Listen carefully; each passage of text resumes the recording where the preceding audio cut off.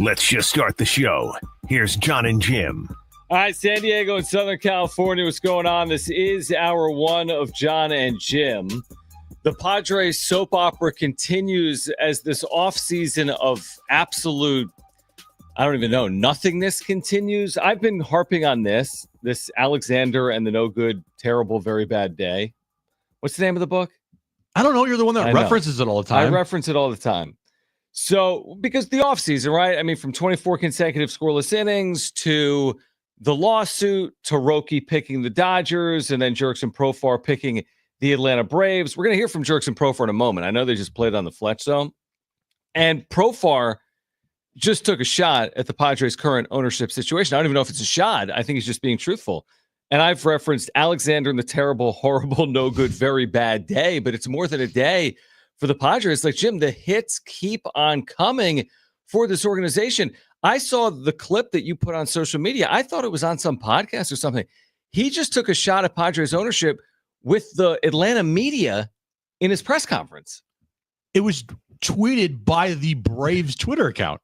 Right. This was his introductory press conference. He was in Curacao. I believe so, yeah. But he was on Zoom. And the media was asking questions of Profar on his signing with the Braves. And the Braves posted his entire almost 14-minute introductory press conference. Okay. And so I went to listen to it because I wanted to see what Profar had to say. Right. I love Profar. I wanted to see what he had to say about San Diego, and maybe if someone asked him about, you know, the free agency process and if the Padres ever made an offer to him. And I'm listening, and it's kind of the same old stuff in a press conference. Not much there. Like, oh, why do you love the Braves? And you know, what number are you going to wear? And how do you feel like you've improved? And yada, yada, yada. And all of a sudden I hear Padres ownership. And I go, what? I got to do a double take. Like, excuse me, who said that? Mm-hmm. And it was Jurickson Profar. And when you hear what Profar has to say, it's not good because this has now gone beyond just like me and you talking about this. The players are talking about this, and it's affecting the Padres' ability to put together a winning baseball team, maybe for the foreseeable future. If you can't sign free agents, and one of the reasons why free agents maybe don't want to sign there anymore is because of the issues with the Padres ownership, you got some major problems on your hand. Let's hear the question and answer. This is Jurickson Profar this afternoon with the Atlanta media, a day after signing a 3-year, $42 million deal. Let's listen and react. Did it become apparent to you that maybe you wouldn't return to the Padres and you kind of fielded the interest from some of the other teams? Obviously the Padres have some issue with the ownership on all that, you know, and you know it was difficult to go back, but you know Alex showed a lot of interest in me, and you know I love that. You know. So it's his exact quote was the Padres have some issues with the ownership and all that. This is from a player on the inside. This isn't trying to recruit Roki and what he's hearing on the street. Jurickson wasn't on the street. He's been with the Padres as much as anyone, by and large, the last 4 years. He was just with you when you won 93 games. He's the heart and soul of your team in 2024. And he's telling the Atlanta media, he's saying this publicly. Who knows what he's saying privately? He's saying publicly, the Padres have some issues with the ownership and all that. I mean, that really is. I know you've touched on this. Listen, if we find out that they're not landing players because of the ownership dispute, then you got to consider the future of what ownership looks like for San Diego Padres. And now you're hearing it from Jurickson Profar. We heard Roki talk about sustainability was a big reason why he picked LA. The sustainability of the front office, we kind of parsed through that. This is straight from Jurickson's mouth. This isn't Jon and Jim. This is straight from a player that was here in 2024, and he is recognizing the issues going on right now with the Padres organization. Following that up, saying it was difficult for me to go back. I think that goes on the lines of like, I wanted to return, but it was difficult because, you know, they were not going to offer me the money and there's ownership issues there. And because of that, good luck trying to get any money out of those guys anymore. I mean, now I firmly believe that King, Cease, and Arise are gone. Like there is what, a less than 5% chance one of those players returns after 2025. Oh, I got you. At the end of their current deal, their Right. last year of arbitration. If they're not traded. Well, they have bobbleheads for all of them. Yeah, so that's true. We'll see if they're here in 2025. But I mean, the Roki thing, we were parsing through words of a translator. I never was able to definitively say Roki chose LA over San Diego because of ownership. We could always say maybe ownership played a factor. It certainly didn't help. I want to hear it again. Frank, can we hear it again? It's only 30 seconds. The question and answer, because it's interesting. I picked up on the Padres have some issues with the ownership and all that. You mentioned, though, what he continued to say about it would be hard to go back. So I want to hear that again. This is from Jurickson Profar this afternoon with the Atlanta media. Did it become apparent to you that maybe you wouldn't return to the Padres and you kind of fielded the interest from some of the other teams? Obviously the Padres have some issue with the ownership on all that, and it was difficult to go back, but Alex showed a lot of interest in me, and I love that. Yeah, he's mentioning Alex Anthopoulos, the GM for the Braves. But did he say the Seidler effect? No. What did he start by saying? He didn't mention Seidler's name. He said it was difficult for me to go back because there's ownership issues with the Padres right now. Like, there was a first sentence I didn't understand. I don't think I don't know. Play it again, Brent. He did not mention Seidler. Are you listening to something different? Put both your headphones on and listen. I think he says Seidler. Obviously the Padres have obviously the Padres some issue with Padres effect with the ownership on all that. I feel like we're listening to like what are you listening to? You need your ears cleaned out? No, it's like it's Ghost Hunters or something. Jurickson Profar is the easiest player. He is not the easiest player to understand. I know he's not. He's not. But and it's just because of his accent. He said his accent. He said the Padres and the ownership issues right now, and that it was difficult for him to go back. And I put this out on social media, and now it's like blowing up, and you're seeing a lot of people now saying things how this is not good for San Diego, and if you have a guy like Profar saying this ain't like Roki, who has no idea of anything. He is so, green when it comes to Major League Baseball. He knows nothing. Profar's a 10-year vet. He's seen a lot. And he was a leader in that clubhouse. He was the heart and soul of that team, which I, firmly believe in. And when you have guys like that saying things about, well, it was difficult for me to return because, there's some ownership issues there. That's an issue, and that's a problem. Well, remember also, Profar's entire offseason has been spent, at least in his training, with Fernando Tatis Jr. So if he's telling the Atlanta media about it, it's clearly being discussed among Padres players. They have phones. They can text. They read the papers like we do. They listen to sports talk radio like our listeners do, right? So everyone understands what's going on here. I think at the end of the day, the reason we've gone down this path, and we jumped on the lawsuit the second we became aware of it, and we've touched on it more than anyone else. We've touched on this thing more than anyone else, because at the end of the day, the point was this: will the lawsuit impact their ability to win and ultimately bring a championship to the city of San Diego? For me, it's very easy to say, yes, it's negatively impacting their ability to win at the highest level. I can't guarantee to you they're not going to win. I hope they do. I think they have a core of players that can still put them in a position where they can be successful. But like, if this is holding you back, that alone is problematic. These other teams around you, specifically LA, but it's about more than LA. Mets, Phillies, whomever, Giants, Diamondbacks. These other teams don't have any hindrances in front of them, right? They don't have roadblocks. They don't have any headwinds. You got to do everything in your power from an organizational perspective to point in one direction. But you have one of your players from the inside saying they're not pointed in the right direction. There's an issue right now. It would be hard to go back. This on the heels of Roki Sasaki choosing LA over San Diego. And again, the terrible, horrible, no good, very bad offseason. How could you look at it any other way? It just continues right now for the Padres. I don't know how else to put it. It's pretty black and white. If the ownership problems are affecting the on-field product, you sell the team. I mean, it's pretty simple. Pretty simple. You can't have your cake and eat it too. You can't have issues with the front office and the ownership group and still like expect to win at a very high clip. You might get lucky. You might have a good year, but you don't have that synergy like you did a couple years ago where it felt like everything was in place. And again, like nobody could have predicted the passing of Peter, and it was as unfortunate as it could get. But like now you are in a situation where are you going to try to force a square peg in a round hole, or are you going to do something that's the better for the betterment of the franchise and let somebody take this thing over and not have these issues anymore at the front office, or not front office, but the ownership? Well, the answer is no. This is status quo. The team isn't for sale.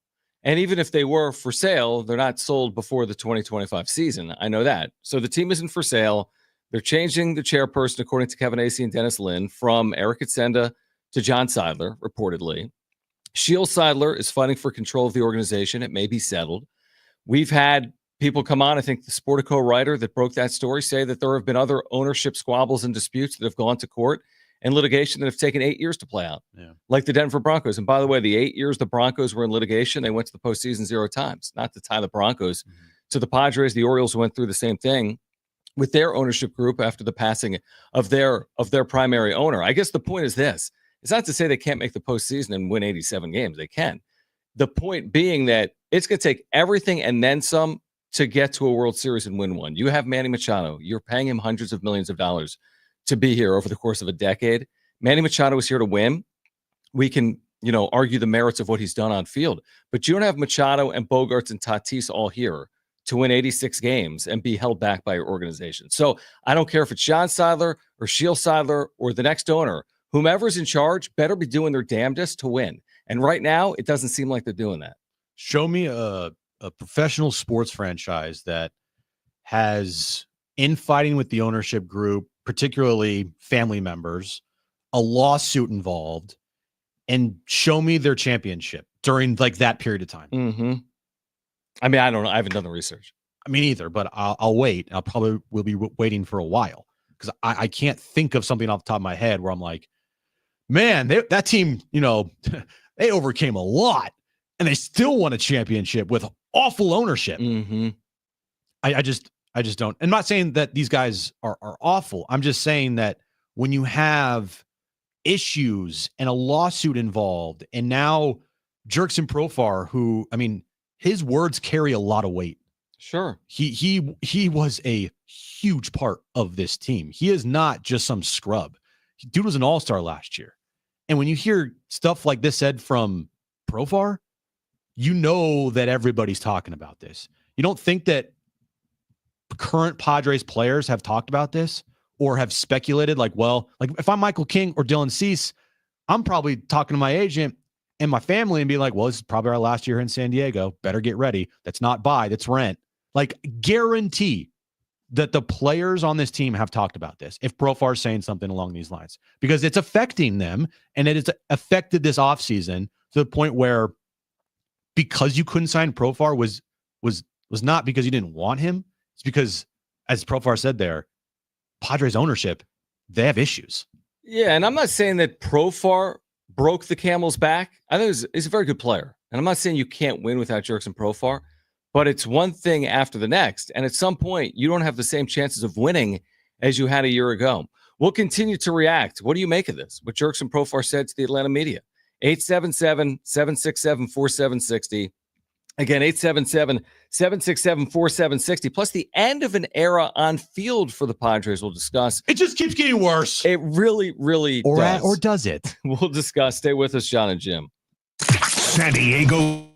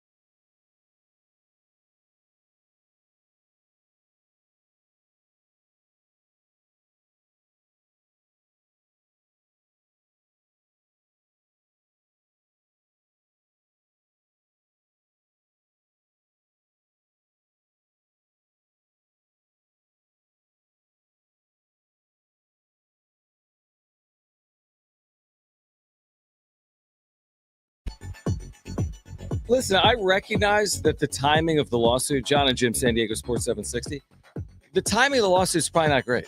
But would it have been good if the lawsuit came out in June and then it's a trade deadline, or in November and you're heading into the winter meetings? There's no good timing.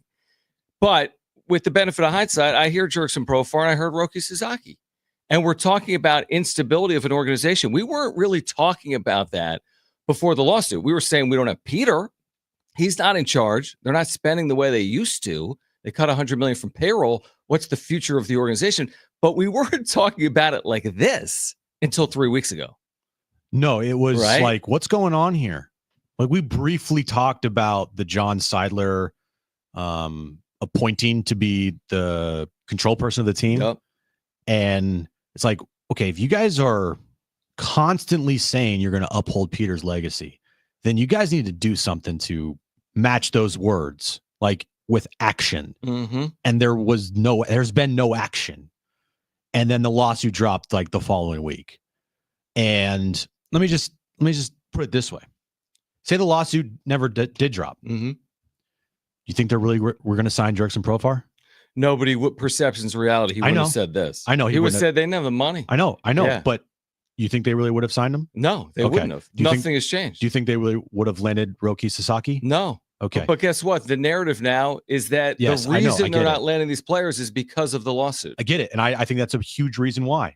I do. But also, let me just say it this way. All right. Say that lawsuit never drops. Yep. Say we don't know what's going on.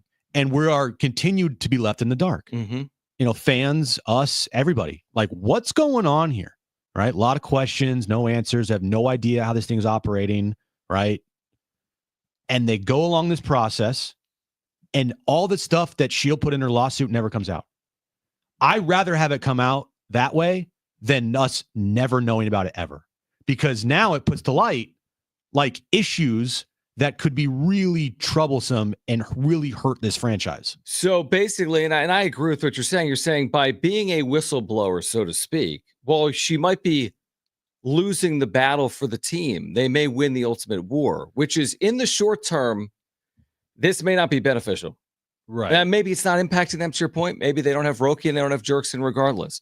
But maybe by bringing these issues to light, by the way, they're allegations. We'll see if this is litigated, if there's a settlement. But by bringing this to light, maybe it leads to change. Maybe she ultimately is the chairperson. Right. Maybe the team is sold and the Padres moving forward, medium term, long term, are better off. Yeah. One of the big things, this is public. Yeah. One of the big things in there that she brought to light in her lawsuit that she is claiming is that the Seidler bros are essentially going to be using the Padres as like their ATM. Right. You know, like, hey, we're just going to make money off this and not invest in the team as much as our brother Peter did, and selling off assets at lower cost to make money or whatever the case may be. The whole moving the team thing, I think, was overblown on Shield's end, right? But when you say those things, it really makes people perk up and go, excuse me? Yep. But there are things in there that you, if we didn't know, then we'd be sitting here asking ourselves every day, what's going on? What's going on? What's going on? Now, we still are. That's what I was going to say. We still really are. But at least we have like some type of path to go down of like, well, these are reasons that are being claimed by Shield as to why these things are happening. My biggest issue, and forget about the lawsuit for a second, it's really the team's response to the lawsuit saying that we still fancy ourselves as fulfilling Peter's legacy. And I get it. We're in this micro short term. All of this is played out over like 2, 3, 4 weeks. Mm-hmm. So I get you don't have to go trade for the best player in baseball over those 2, 3, 4 weeks to prove that you're in it to win it. But when you say you're going to honor Peter's legacy and you cut payroll and you can't re-sign some of your core pieces like Jurickson Profar, shoot, you let Kyle Higashioka walk. I mean, all these players have walked, right? You're not landing anyone prominent. Like, how can you say you are committed to fulfilling Peter's legacy and upholding his commitment and legacy when over the last 15 months since his passing or whatever it is, you've cut payroll by $100 million and you've continued to double down on doing absolutely nothing this offseason? I mean, I guess you could say, well, this is just the short term. They're going to change their ways to the medium or long term, but is it the short term? Look at the last 2 off seasons. Have cool bobblehead giveaways. great. And Gallagher Square looks awesome. I know. And the I know. ballpark's great. I know. And that is like like, hey, look over here while the house is, on fire over here. Right. Like, hey, don't focus on this, focus on this. And they've done a really good job at that. But eventually you're not going to be able to fool fans. You're just not, with cool giveaways and whatnot, because eventually what will happen is fans will be so mad that voice of the fan will become the only thing that you hear. And right now it kind of is. You lose not only a fan favorite in Profar, and I'm okay with teams losing fan favorites, but he's more than just that. He's more than just a fan favorite that everyone loved. He was such a huge part of this team. And it sounds like, hearing from Profar talk to the Atlanta media today during his introductory press conference with the Braves, is that a big reason why he's not, in a Padres uniform anymore is because of the ownership issues with the Padres. And because of that, it would have been very difficult to re-sign here for what he was looking for in the market, which, by the way, I know a lot of people are saying it's an overpay. That's like the going rate, and it's actually probably a little less than what he maybe could have gotten if it was just like cut and paste. Everybody gets what they are, deserving on the market. No one is saying it's an overpay other than Padre fans. That's right. Because he's no longer a Padre. You have to try to justify it in your mind as a Padres fan that he's And gone overpay, and I understand, but he was the best here in San Diego. He might suck in Atlanta. He might. But what I do know is that when he was in a Padres uniform, he was worth that money. Padres fans, what do you make of what's going on with ownership? How concerned are you? Can they overcome it? 877-767-4760 or text us 70470 started with team. If you missed what Jurickson Profar had to say about the Padres ownership issues, you'll hear it again on the other side, plus more on him choosing Atlanta over San Diego and others. We're here until 6 p.m. Great giveaways today. Cynthia Freeland from the NFL Network gets us ready for championship weekend at 4:30. It's Jon and Jim. Prescriptions require an online consultation with a healthcare provider who will determine if appropriate. Restrictions apply. See website for details and important safety information. Price varies based on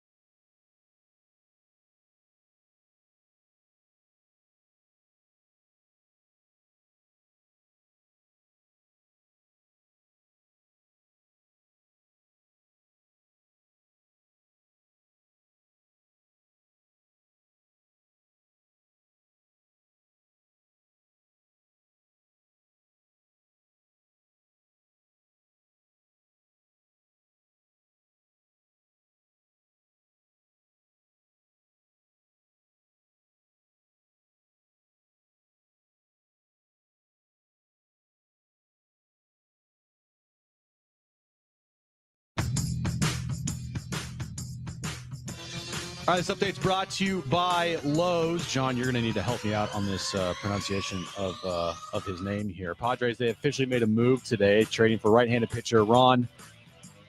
Is it? I don't know. Say it. Marinaccio? Marinaccio? I don't know. The way you spelled it is Marinaccio, but I don't think that's the spelling of his name. It's not. I tried to spell it how I pronounce it. Oh. Marinaccio. From the White Sox for cash considerations. San Diego State takes on Nevada tomorrow night on the road, 7 p.m. tip. You can listen right here on San Diego Sports 760. And NFL news of the day, the Raiders have hired Pete Carroll as their next head coach. The Jags have hired Bucs OC Liam Cohen to be their next head coach as well. Lowe's knows it's easier to make the right calls when you have the right team. Download the Lowe's app to get their home improvement playbook in your hands so you can get their team's expertise anytime.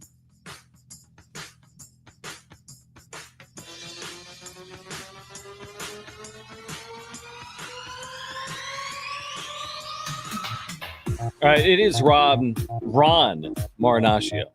Ron Marinaccio. Parts of 3 years of the Yankees. Actually, has good numbers. 3.22 career, Major League ERA in over 100 games. So put him in the bullpen is my point. A couple of texts are rolling in here. 70470 started with the word team. Yeah. Again, 70470 start with the word team. I mean, this is interesting from 619. I get the point. He says, let me ask you guys this. Now that we know how much Profar got, would you want to see the Padres make that same investment for a player that we don't know that can repeat last year's success with the team having so many other needs? Padres made the right decision to let him walk, invest in young talent. But here's the thing, they haven't invested in anything. And secondly, what do you mean don't know? You didn't know when you gave Manny Machado $350 million if he would live up to that or not. You didn't know if Xander Bogaerts would live up to 280. Nobody knows the future.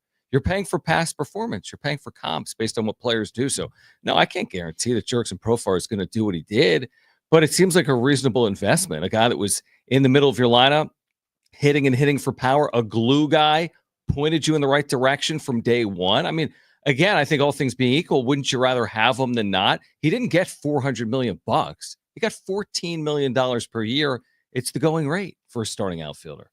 It's like typical fan behavior right there in that text of, oh, one of the really good players on your team left for a pretty fair, good contract, and you have to bash the guy. Like, dude, you have no idea, bro. Okay. If you think that Profar didn't mean a lot to this team, you're out of your freaking mind. And to go and be like, hey, yeah, imagine, would you be okay if they gave it to Harrison Bader instead? No, I wouldn't have been. Because I don't know. You're right. I don't know Harrison Bader. But what I do know is Jurickson Profar. And what I do know is what Jurickson Profar brought to the table was worth the contract he got from Atlanta, in my opinion. And you know the funny thing? When they do sign Harrison Bader, everyone's going to say, what a savvy move. This is a guy that is, you know what? Get Bader for 9 when they could have given Profar 14. Nobody. No. Guys, if Harrison Bader signs with the Cincinnati Reds, you're going to say he sucks. Yep. But if he ends up, you know what I mean? Like, we know who Jurickson Profar is. Even when the numbers weren't always there, you know who he is. You have a perfect feel for who he is in that clubhouse. You know the type of player that he is, the professional at-bat guy, good at bats, gets on base. He had a career year. I'm not saying he's going to do it every single year, but you can't pretend as if he wasn't one of the real reasons why they did what they did. Not the only reason why, but one of the real reasons why they did what they did is because of Jurickson Profar's year. Exactly. Yeah. Exactly. And I'm trying to hammer this point home. Yeah, Profar might be bad in Atlanta. And then that 619 number is going to text back in and be like, I told you I was right. I'll roll my eyes in the back of my head. Right. It's possible. He might not be good. It is true. But you know what I do know is that Profar here in San Diego was worth that. And I'll continue to say it. Here in San Diego, he put up an OPS clip of 350 for his time with the Padres since 2020. Mm-hmm. Over, what, 5 years here in San Diego? Well, he wasn't here the whole time. I know, but five years, right? Because last year was, right, he, not last year, but the year before that, he was here in September. Yep. So I guess that counted. Yeah.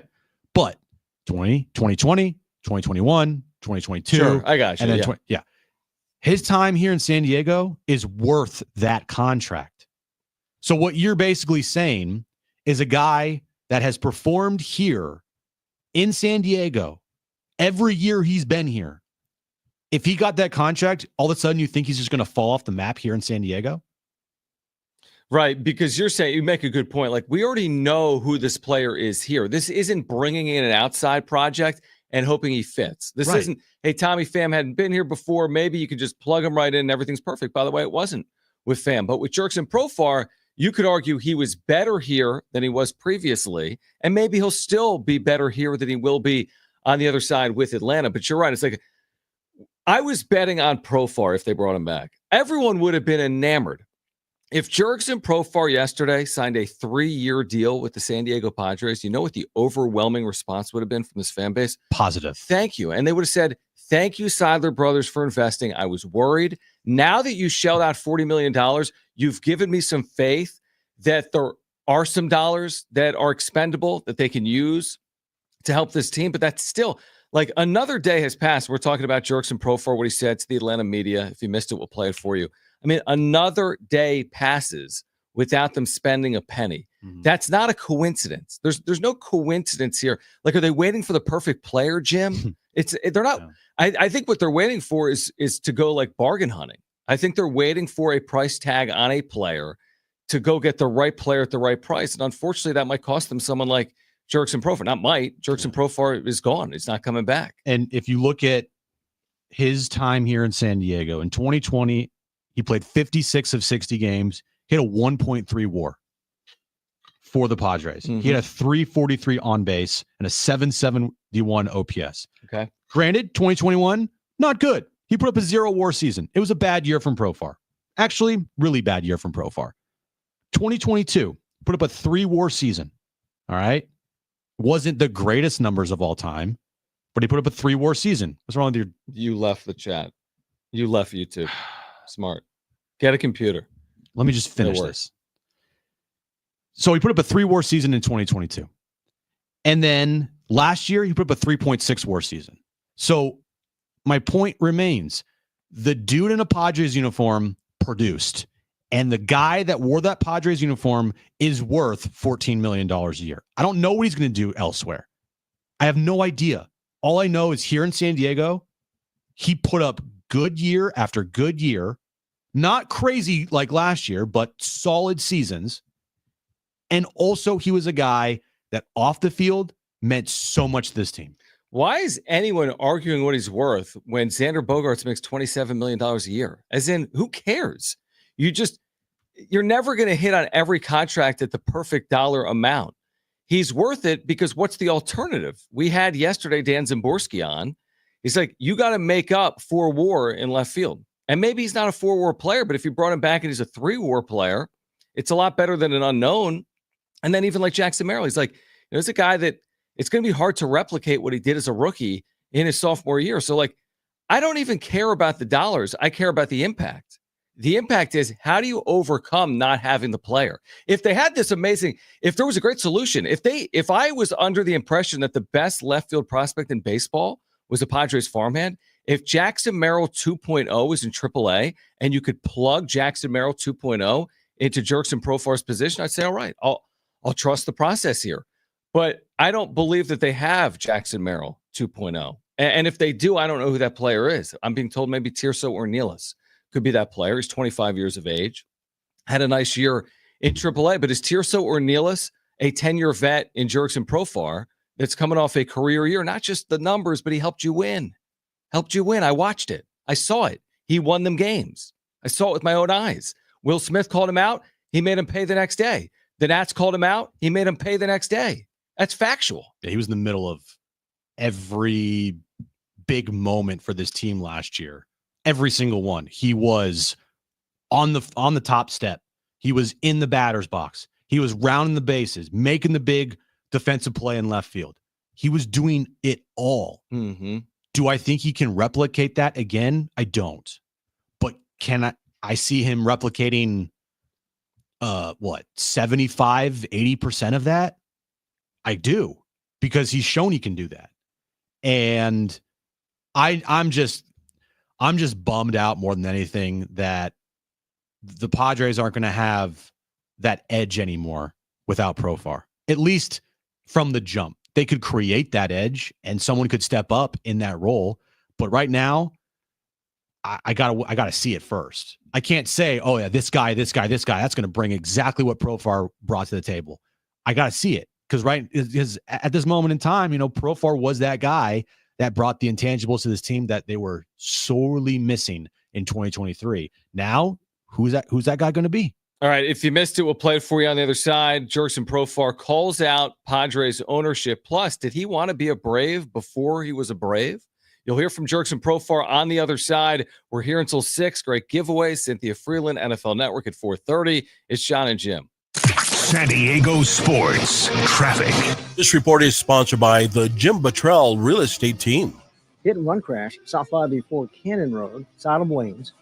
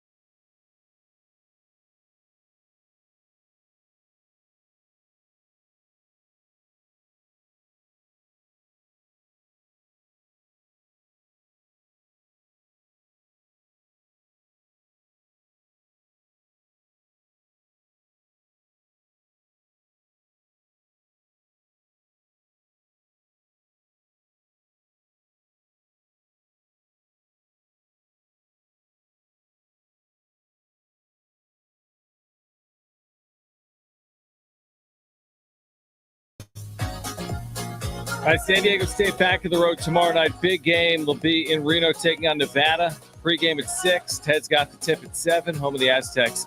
San Diego Sports 760. I think I saw a betting line. Aztecs will be a 1.5-point underdog tomorrow night in Reno. All right, we're talking about Jurickson Profar. Can we play it again, Brent? Jurickson Profar to the Atlanta media on a Zoom press conference. You'll hear the question and his answer related to the Padres' ownership issues. This is right from Jurickson Profar himself, signing a 3-year deal with Atlanta yesterday, meeting with the media today, and saying this. Did it become apparent to you that maybe you wouldn't return to the Padres and you kind of fielded the interest from some of the other teams? Obviously, the Padres have some issue with the ownership on all that, and it was difficult to go back, but Alex showed a lot of interest in me, and I love that. I love that. Every time I hear it, I just cringe even more. You're right, because this is going to affect the foreseeable future with free agents in particular. Trades. Players can't do anything about trades, unless they have no trade clause and they can say they don't want to go there. But as far as free agents go, you're going to be dealing with this for a while until things are figured out. Like if you are trying to pursue somebody in the off season and they want to go somewhere where they, 1, are going to get paid, 2, can win, and 3, going somewhere that's like a stable organization, no drama, no BS, right? That was the Padres a couple years ago, and now it's the complete opposite. And so because of that, good luck finding guys that you can bring back here.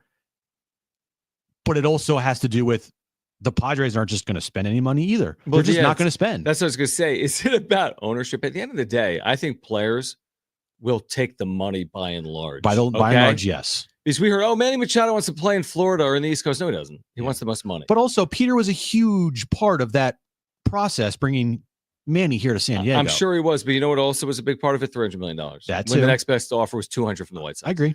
So, and you know how you get Xander Bogaerts, the Red Sox, to offer you $140. But it doesn't hurt to have an owner that's stable, that cares deeply. It doesn't. But I guess I would say this. If the Padres had $42 million to offer Jurickson Profar, I do wonder if he would be here. The issue is you can't compare. It's not apples and apples. They have no money. So he wasn't coming back if their ownership was the king. I don't know who the king is. Like the king. Right. I mean, he wasn't coming back because they didn't have any money to pay him. Maybe that's the point he's making. Their ownership is in such a bad spot that they don't have the same money that they used to have. But all things aren't equal. I'd be more concerned, Jim, if he turned down $42 million from the Padres. Well, they weren't even close, according to reports. That's because they are trying to get rid of payroll. Correct. Not add to it. So, correct. So this isn't even a conversation. Jurickson Profar wasn't coming here 2 years, $6 million when he has a 3-year, $42 million offer from Atlanta. Yeah. So yeah, I think the point he's trying to make, and I could be wrong because I didn't talk to him, but I think he's saying their ownership issues are they ain't offering me that. They got no money. They have no money. That's the issue. Yeah, it was difficult for me to return there because they used to have no money. Yeah, I don't think he read through all 27 pages of the filing. No. But it is a thing. Like 2 and 2 go together. The ownership problems with the Padres combined with they have no money, that equals disaster. Yeah, I agree. I mean, yes. Because now, all right, so you're like, okay, you don't have Profar. Can you work around it? Okay. You don't have Ha-Seong Kim. Can you work around it? Okay. You don't have Higashioka. Can you work around it? Okay. You don't have Joe Musgrove. Not their fault. Right. Can you work around it? At some point, like, can you work around it? Because 2026 will come around the corner very quickly. And when that happens, you have a rotation now of a 40-year-old Darvish and a Joe Musgrove coming off of Tommy John. And that is it. And you will have lost Michael King. You will have lost Dylan Cease. You will have lost Luis Ariz. Well, and you're another year older with Manny and Xander. So you think I'm naive to hold out hope that the Padres and Michael King right now are working on an extension? Yes. Like extremely naive. Yeah. So you think so you actually said earlier, you think there's a less than 5% chance that any of the following three players return in 2026. Luis Ariz, Dylan Cease, Michael King. Yeah, You think any of the three returning, there's a less than 5% chance even one of them is back? Yes, I had hope. Even during the law, I had hope. I was like, look, maybe they're going to, do something to kind of quiet this all down and sign Michael King to an extension. Now, like with no word on if they're going to come to an agreement before his arbitration case, which, I mean, is another bad look for the team that they have to go to arbitration for the first time under Preller. Not on Preller. That's on the ownership. So, yeah, I do believe that. I do, in this moment in time, hearing that from Jurickson and then the stuff from Roki, which I don't think it was directly at the Padres. It was just more or less like the Dodgers are the best. Sure. But hearing all of the stuff now and seeing the inaction with this team, yeah, I give it a less than 5% chance that one of any of those three are returning. 760. If Preller didn't feel like Profar was worth $6 million a year 2 years ago, right, coming off 22, when Peter was still alive, I'm sure Preller feels like he's not worth $14 million a year 2 years later. Perhaps ownership issues was Profar's conclusion and not the whole story. Okay, I'll go down that path for a moment, but hear me out. What other alternative does AJ Preller have? What you're going to end up doing is taking Jurickson Profar and you're going to replace him with a replacement level player. Is that fair? Yeah, they're going to dip into the minor leagues potentially, or a minor league free agent, non-roster invitee type. Maybe they go on the edges and sign the Harrison Bader type player. Okay, they can't sign anybody. It's still going to be likely a downgrade. That player's not going to be a 4-WAR player. So my point is, okay, maybe AJ Preller doesn't think he's a $14 million a year player. That's not my point. How do you replace who this player is? And if they did sign Harrison Bader to like a 3 for 30, it's going to piss me off even more. Right. It's like, why didn't you just reach an extra couple $1 million? Right. Like, come on. There's no actual salary cap here. You can spend money. It's okay. But it's in the rules. The difference is Harrison Bader had an 86 OPS plus last year, and Jurickson Profar had a 122. As in, to put it in layman's terms, Harrison Bader is a 0 to 1 WAR player last year, and Jurickson Profar is a 4 WAR player. That's my point. It's not about the money. It's about the productivity. It's gone now. Where are you finding it? Trade? Maybe. And Profar had 2 years here where his WAR was above 3. Right. 2. Yeah. 2 of the last 3 years. Yeah. 2 of the last full years here in San Diego. His last 2 years here. Right. 22 and 24. Yeah. And people are like, oh, guy's a bum. Did you not watch Profar in a Padres uniform? I don't think people are saying that. I do think some people are saying, you're right, Padres fans say it's a reach to pay him $42 million. You're never going to produce that year ever again. Right. That's a lot of money. He didn't get $100 million, guys. Right. I mean, $42 million in today's baseball is a very middling player, correct? For his production last year and looking at his entire career, the projection said 3 for 48 or 3 for 50, around there. Right. 3 for 45-ish, right? So when he got 3 for 42, that's less than what the projection showed. He got like a 10%, 20% discount.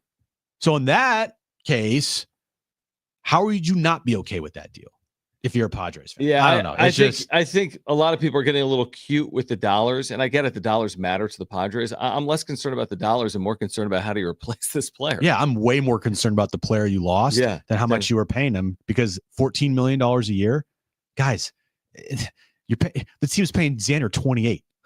Right. And he is infinitely worse than Jurickson Profar is. All right, Cynthia Freeland on Conference Championship Weekend. She'll join us at 4:30. We have Aztec basketball tickets for Tuesday night to give away next hour. We have a gift card to Morton Steakhouse to give away here today. The end of an era is this season at Petco Park. We'll explain on the other side. Hour 2, John and Jim next. When the wildfires struck Los Angeles, severe fire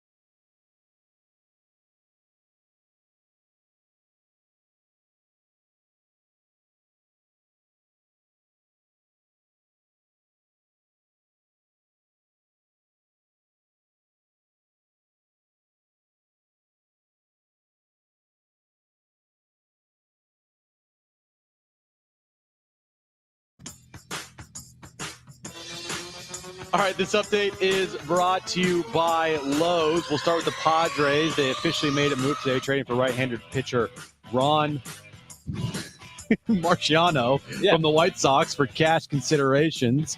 San Diego State takes on Nevada tomorrow night on the road, 7 p.m. tip. You can listen right here on San Diego Sports 760. And NFL news of the day, the Jags have hired Bucs offensive coordinator Liam Cohen to be their next head coach. And the Raiders have hired former Seahawks head coach Pete Carroll. Lowe's knows it's easier to make the right calls when you have the right team. Download the Lowe's app to get their home improvement playbook in your hands so you can get their team's expertise anytime. Previously on Jon and Jim. You know, when in the offseason they go like add and subtract, right? Like, oh, you lost this amount, but you added this amount. There's nothing in the added column. Blank space. ESPN.com before Sasaki said the Padres offseason grade is an F. It's an F plus now. You cannot be serious. Why is it better than an F? I was thinking F plus is worse than an F. No. I'm a fool. That was idiotic. I mean, that was stupid. I'm an idiot. I deal with this every day. F minus is worse. Okay. Can I give this team an F minus? You really thought an F plus was an A plus is better than that? I know you never got one. It's the truth. Now, time for Jon and Jim. All right, San Diego and Southern California, what's going on? This is hour 2 of Jon and Jim. Cynthia Freeland, NFL Network at 4:30. Great giveaways, including Aztec tickets. I am still amazed. Honestly, one of the bigger stories of the offseason is how you thought an F plus was worse than an F. It's the same thing, right? Well, I mean, nobody's ever gotten an F plus because that's True. failing, but everyone knows, like my 5-year-old knows an A plus is better than an A, hence the plus sign. Right, like, John. Added. I was like emphasizing how bad the F was. Like, F plus. Like it's a There's extra really F. bad F. Right, that's the F minus. Yeah, okay. Makes more sense, I guess. I don't know. But listen, so we'll get back to Profar. We want to hear from you, 877-767-4760. Before Profar told Atlanta media the Padres ownership is in shambles, we found out earlier today. Paraphrasing. This is like burying the lead. The Padres released this, not Bill Shaken, not Jeff Sanders, not Kevin Acee. The Padres put this in their release today that nobody read, to their credit, that 2025 will be the final year of their current City Connect pink and mint green uniform combination, right? When that came out 3 years ago, this will be the 4th year. Thank you, God. Yeah, to be fair, my initial reaction, I think you were with me, the day we saw the leak, because the leak didn't look as good as what it looked like in the end. Mm-hmm. We saw the leak and we're like, oh my gosh, please be a fake. Now, to the Padres' credit again, they've been a marketing machine. Sold a lot of them. They sold a ton of them, man. It worked really well with kids. And they'll continue to do it. They put it in bobbleheads and promo items. Yep. And they'll have another City Connect uniform in 2026. So this isn't like, oh my gosh, there's so much outrage, they're getting rid of it. They couldn't have it for more than 4 years. They'll have a new one in 2026. But will you miss it, I guess is the point. Will you miss the pink and mint green City Connect uniform? It grew on me a little bit. I wasn't as disgusted as when I first saw it. Like It grew on me. I didn't care much. Like, hey, City Connect night. Okay, it's fine. Like it didn't bother me. Right. But it didn't excite me either. Like I wasn't sitting there thinking to myself or like contemplating getting a City Connect jersey. Right. I like the hats. I thought the teal green was really cool. But the jerseys itself, the lettering was cool in the jerseys. I thought like the color on the lettering was cool. Right. I thought the numbers were cool. Like the font on the numbers were cool. But the sleeves, it was just what really turned me off. And if the sleeves were just white, I think I could have gotten behind it more. I mean, I need to be 100% honest. I always thought they were awful. Now, again, a credit to the Padres. They sold them more than they sold anything else potentially, so I thought they'd never get rid of them. I also never thought it fit San Diego. Like, to me, it never screamed San Diego. I didn't think it screamed Tijuana with the whole cross-border connection. I didn't think it screamed that. I thought it looked more Miami and South. But South Florida is filled with pink and turquoise. Yep. All of South Florida is pink and turquoise. Yeah. So to me, it looked like a Miami Heat City Connect jersey. Right? Yeah, then it did the a Heat Padre. actually have jerseys that look like that. That was my takeaway. It's never grown on me. I just came to accept that it would be here for forever because everywhere you turn, you see the Padres City Connect colors. I put more blame than anything on Nike. Nike has turned into like, are they blind? They cannot make a good jersey, like a City Connect type of jersey. You know, with all the new jerseys in the NBA for, I guess, City Connect nights, right? For a lot of the City Connects in baseball, a couple of them are nice. I think the Cubs. I think the Cubs new one's pretty good. I think the White Sox one was good. Yeah, I like the White Sox. It's hilarious how the Dodgers, City Connect jersey was a Mickey Mouse jersey. Was it? Well, it was Los Dodgers, I thought. No, it was. It had like the confetti on it. Oh yeah, I hated that. Yeah, and the Angels one was pretty cool. I like the Angels one the off-white. The Giants, I like the Serpentines, the Diamondbacks. The Giants ones were awful. Oh, that was terrible. That ghost orange or something. Yeah, so I put a lot of blame on Nike for these jerseys. Can we just, I don't know, get back to some basics here instead of having to go over the top and make it look like someone threw up a bunch of highlighter pens? Okay, well then what would you want to see moving forward? If there's another one in 2026, which there will be, you want to know why? Because it makes them money, and money is a good thing. Yep. So would you want to see dig deeper on the brown and gold? Do you want to see, everyone was like, I hate Navy. Do you want to see them go back to Navy and orange? Who hated Navy? Everyone hated Navy. Everyone did. Every single person hated Navy.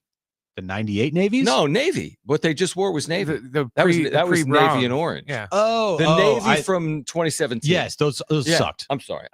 Imagine if that was their City Connect, the 2017 uniform. Is what I'm saying. No, I think people would want to see them go back 96, 98. Yes. Yeah. Yes. Yeah. If you know, Tony's favorite jersey of all time was the 98 pinstripes. Those are really cool. Yeah. If you asked him what his favorite Padres jersey was, it was the 98 pinstripes because it reminded him of the Yankees pinstripes. Right. And he thought the pinstripes just like signaled greatness. And so I would like if they went back to some type of combination. Navy orange. Navy orange. I think those would really sell like hotcakes. What about Winfield mustard on mustard?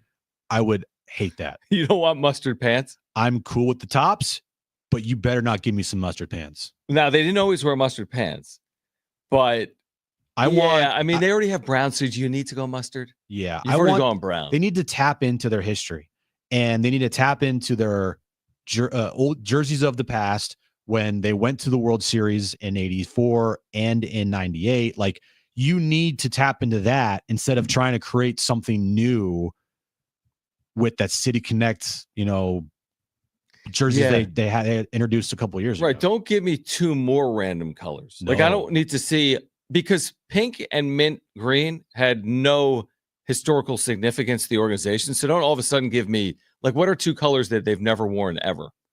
Purple and red. Yeah, don't give me purple and red because you went mint, green, and pink. Like, I'm with you. I think 98 era makes a lot of sense. Yeah. You're a generation removed from it. Mm-hmm.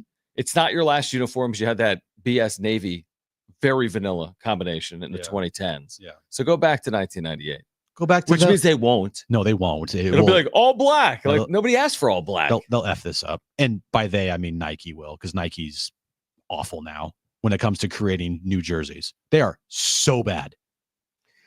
Yeah, I'm with you. I have not liked the City Connect uniforms around baseball, truthfully. But no, I have not either. But there are a good amount of people out there that did really like those jerseys. Proof's in the pudding. I mean, they're wearing them. For those people out there, this offseason has got even worse. True, but poll question on YouTube. This is the last season of the Padres' current City Connects. Will you miss them? 73% no. Now, that still means 27% will, and that's a lot of people. Yeah, and I tend to think that more people were not a fan of them than people that were a fan of them. I was not. I didn't have this visceral hate towards them, but I just didn't like them, and I'm not going to miss them one bit. They're not going to be something that I'm like, oh, man, I missed City Connect jersey night. And before some idiot in the Nike corporate offices proposes powder blue, stop. Oh, my God. Before some idiot that's never been here, right? Dude. In Eugene, Oregon, or wherever they're making Nike. Yeah. I have an idea. Oh, I am kind of I am a little scared now because the City Connect jerseys that are going to go away, they're not my favorite. I didn't like them. I would never have bought in a jersey, but I could stomach it. Yeah, sure, me too. Now you're going to get a new one next year. Now it's a little Blank scary slate. because it's a blank slate. And if they came up with that for the first draft, what's next? Oh my God, what is going to happen next? Exactly. I wouldn't throw all the blame on Nike because the teams sign off on these They things. do. Yeah, this is true. So, just because I come up with a horrible uniform concept, you're the idiot that signed the contract and said, sure, it looks good to me. But a lot of them. My issue is, are all a the lot of them teams are coming bad, up with poor decisions, or is Nike kind of going down a little bit of a path that the clubs are going along with? Not every team has done it, right? Like the New York Yankees haven't accepted this, have they? Or have they finally? No, thank God. I think that, so some teams still haven't gone down the path, but at least 20 of them have. Yeah. At least. Yep. Yeah, there's something like, I think like the Royal City Connect, those are awesome. I forget. It's just like emphasizing the I liked powers. Miami's. I remember. Yeah. I liked Miami's. They had those red ones. Red Sox it was tried true. with like the Boston Marathon colors. Yep. and Yeah, like, it was like they look like taxi cabs. the 'cause they're, like, Diamondbacks yellow. ones were not good. Oh God, the Rockies were awful with the license plate thing on it. The Washington Nationals was I pretty, like that. Yeah, those are pretty okay. cool. Yep. Cherry Blossoms. Yeah, was the cherry theme. blossom. Yep. The Brewer ones are okay. Brewer ones were good. I like the like beer or something. Yeah, the colors. I Good. like the Cubs tops, but they had this matching pants, which just ruined them. I thought they have white altogether. pants, Brent. The new ones hopefully will, but no, they had those navy and then they had navy. That's right. That's right. All right. Well, what would you like to see them change to for their next City Connect? 70470. You can start it with the word team or tag Jon and Jim on social media at Jon and Jim. JONANDJIM. All right. We are here until 6 p.m. Cynthia Freeland's going to join us coming up at 4:30 NFL Network. She'll get us ready for championship weekend. On the other side, this will be an interesting topic of conversation. Do we owe Shohei Ohtani an apology?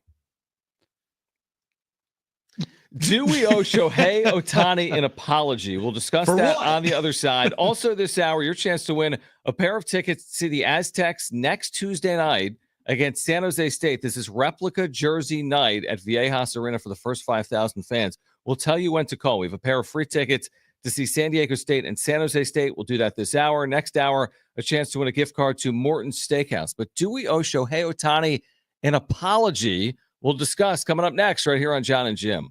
San Diego.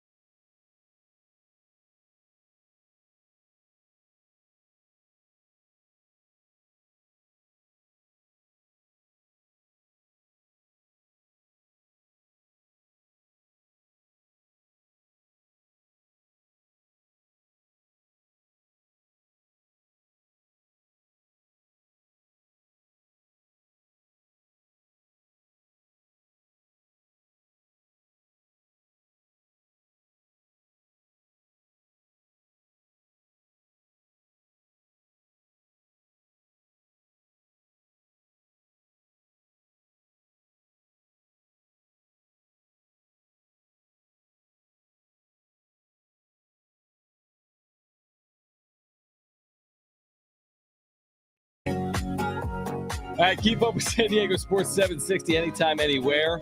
Whether you're stepping out of the car or settling in at home, just ask your Google or Alexa smart speaker to play AM 760.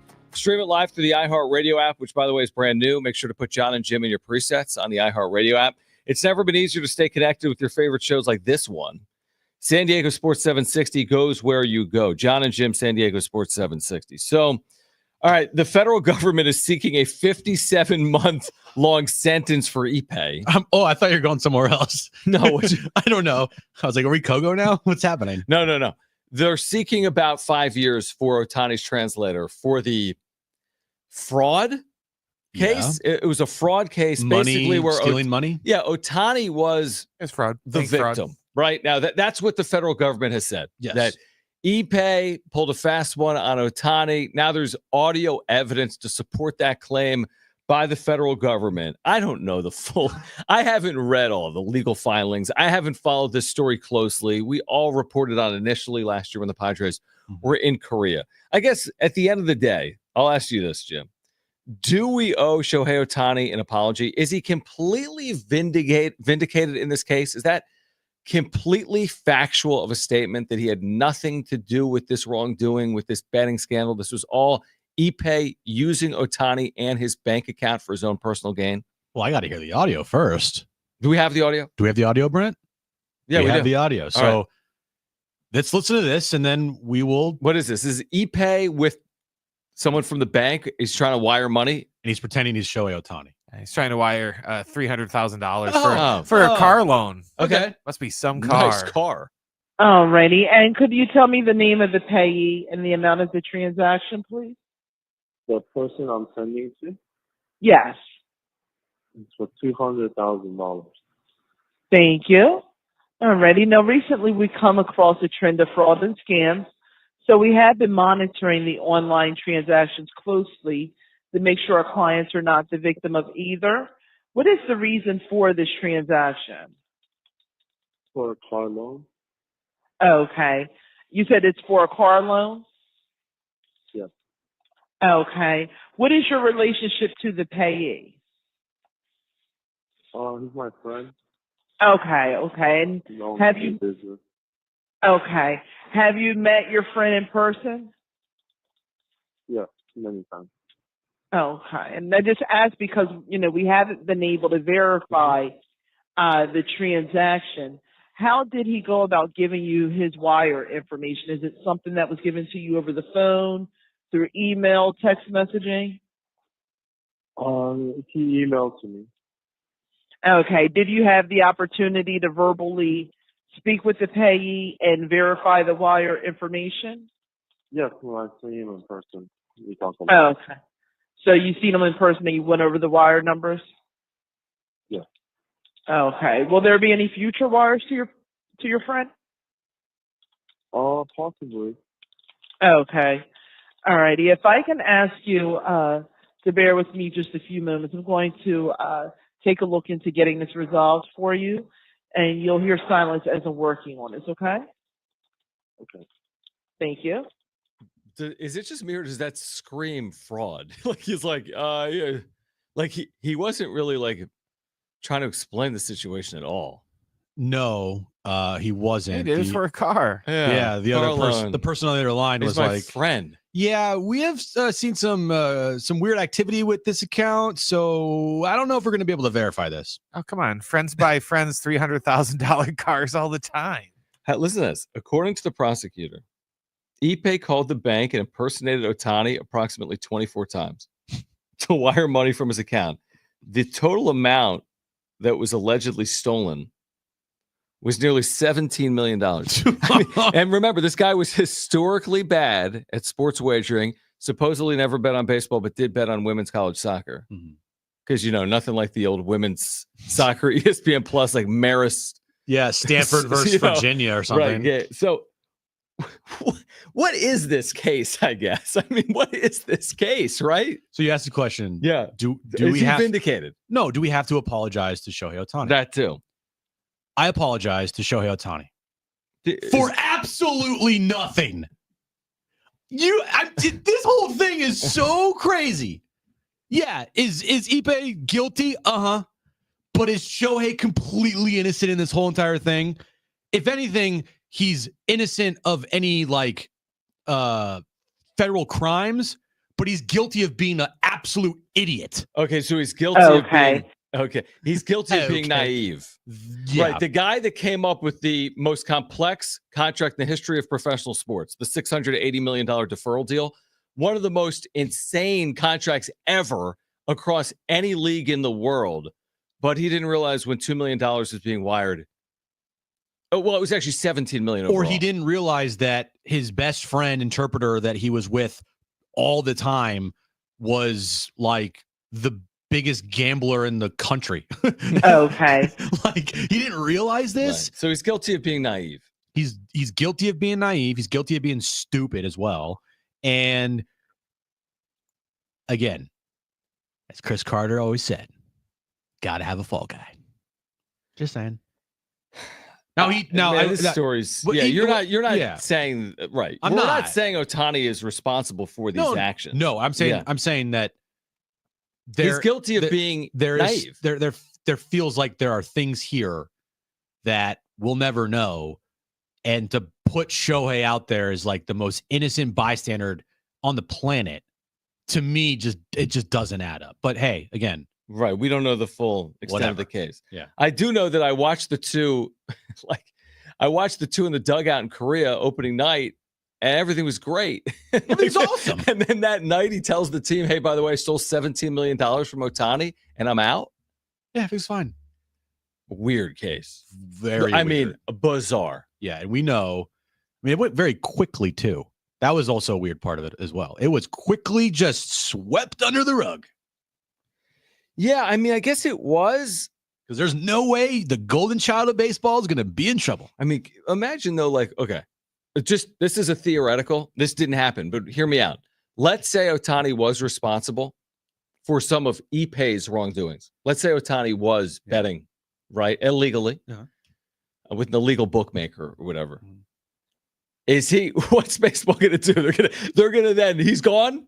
No. Shohei Ohtani, their golden goose, the only relevant star that crosses all sports, right? Like Shohei Ohtani is the most marketable baseball player of the last 25 years. Would they get rid of him if he had wrongdoing in this case? Bro, that's why you have a fall guy. I don't know. And remember the very beginning when Ippei talked to ESPN and said that Shohei knew about everything and yada, yada, yada. And then 12 hours later, it was like, just kidding, I lied. Now, again, it matches up. The dude's a liar. Right. But it was just what weird. Was he telling? Remind me again. What was he telling ESPN? That Shohei knew about this.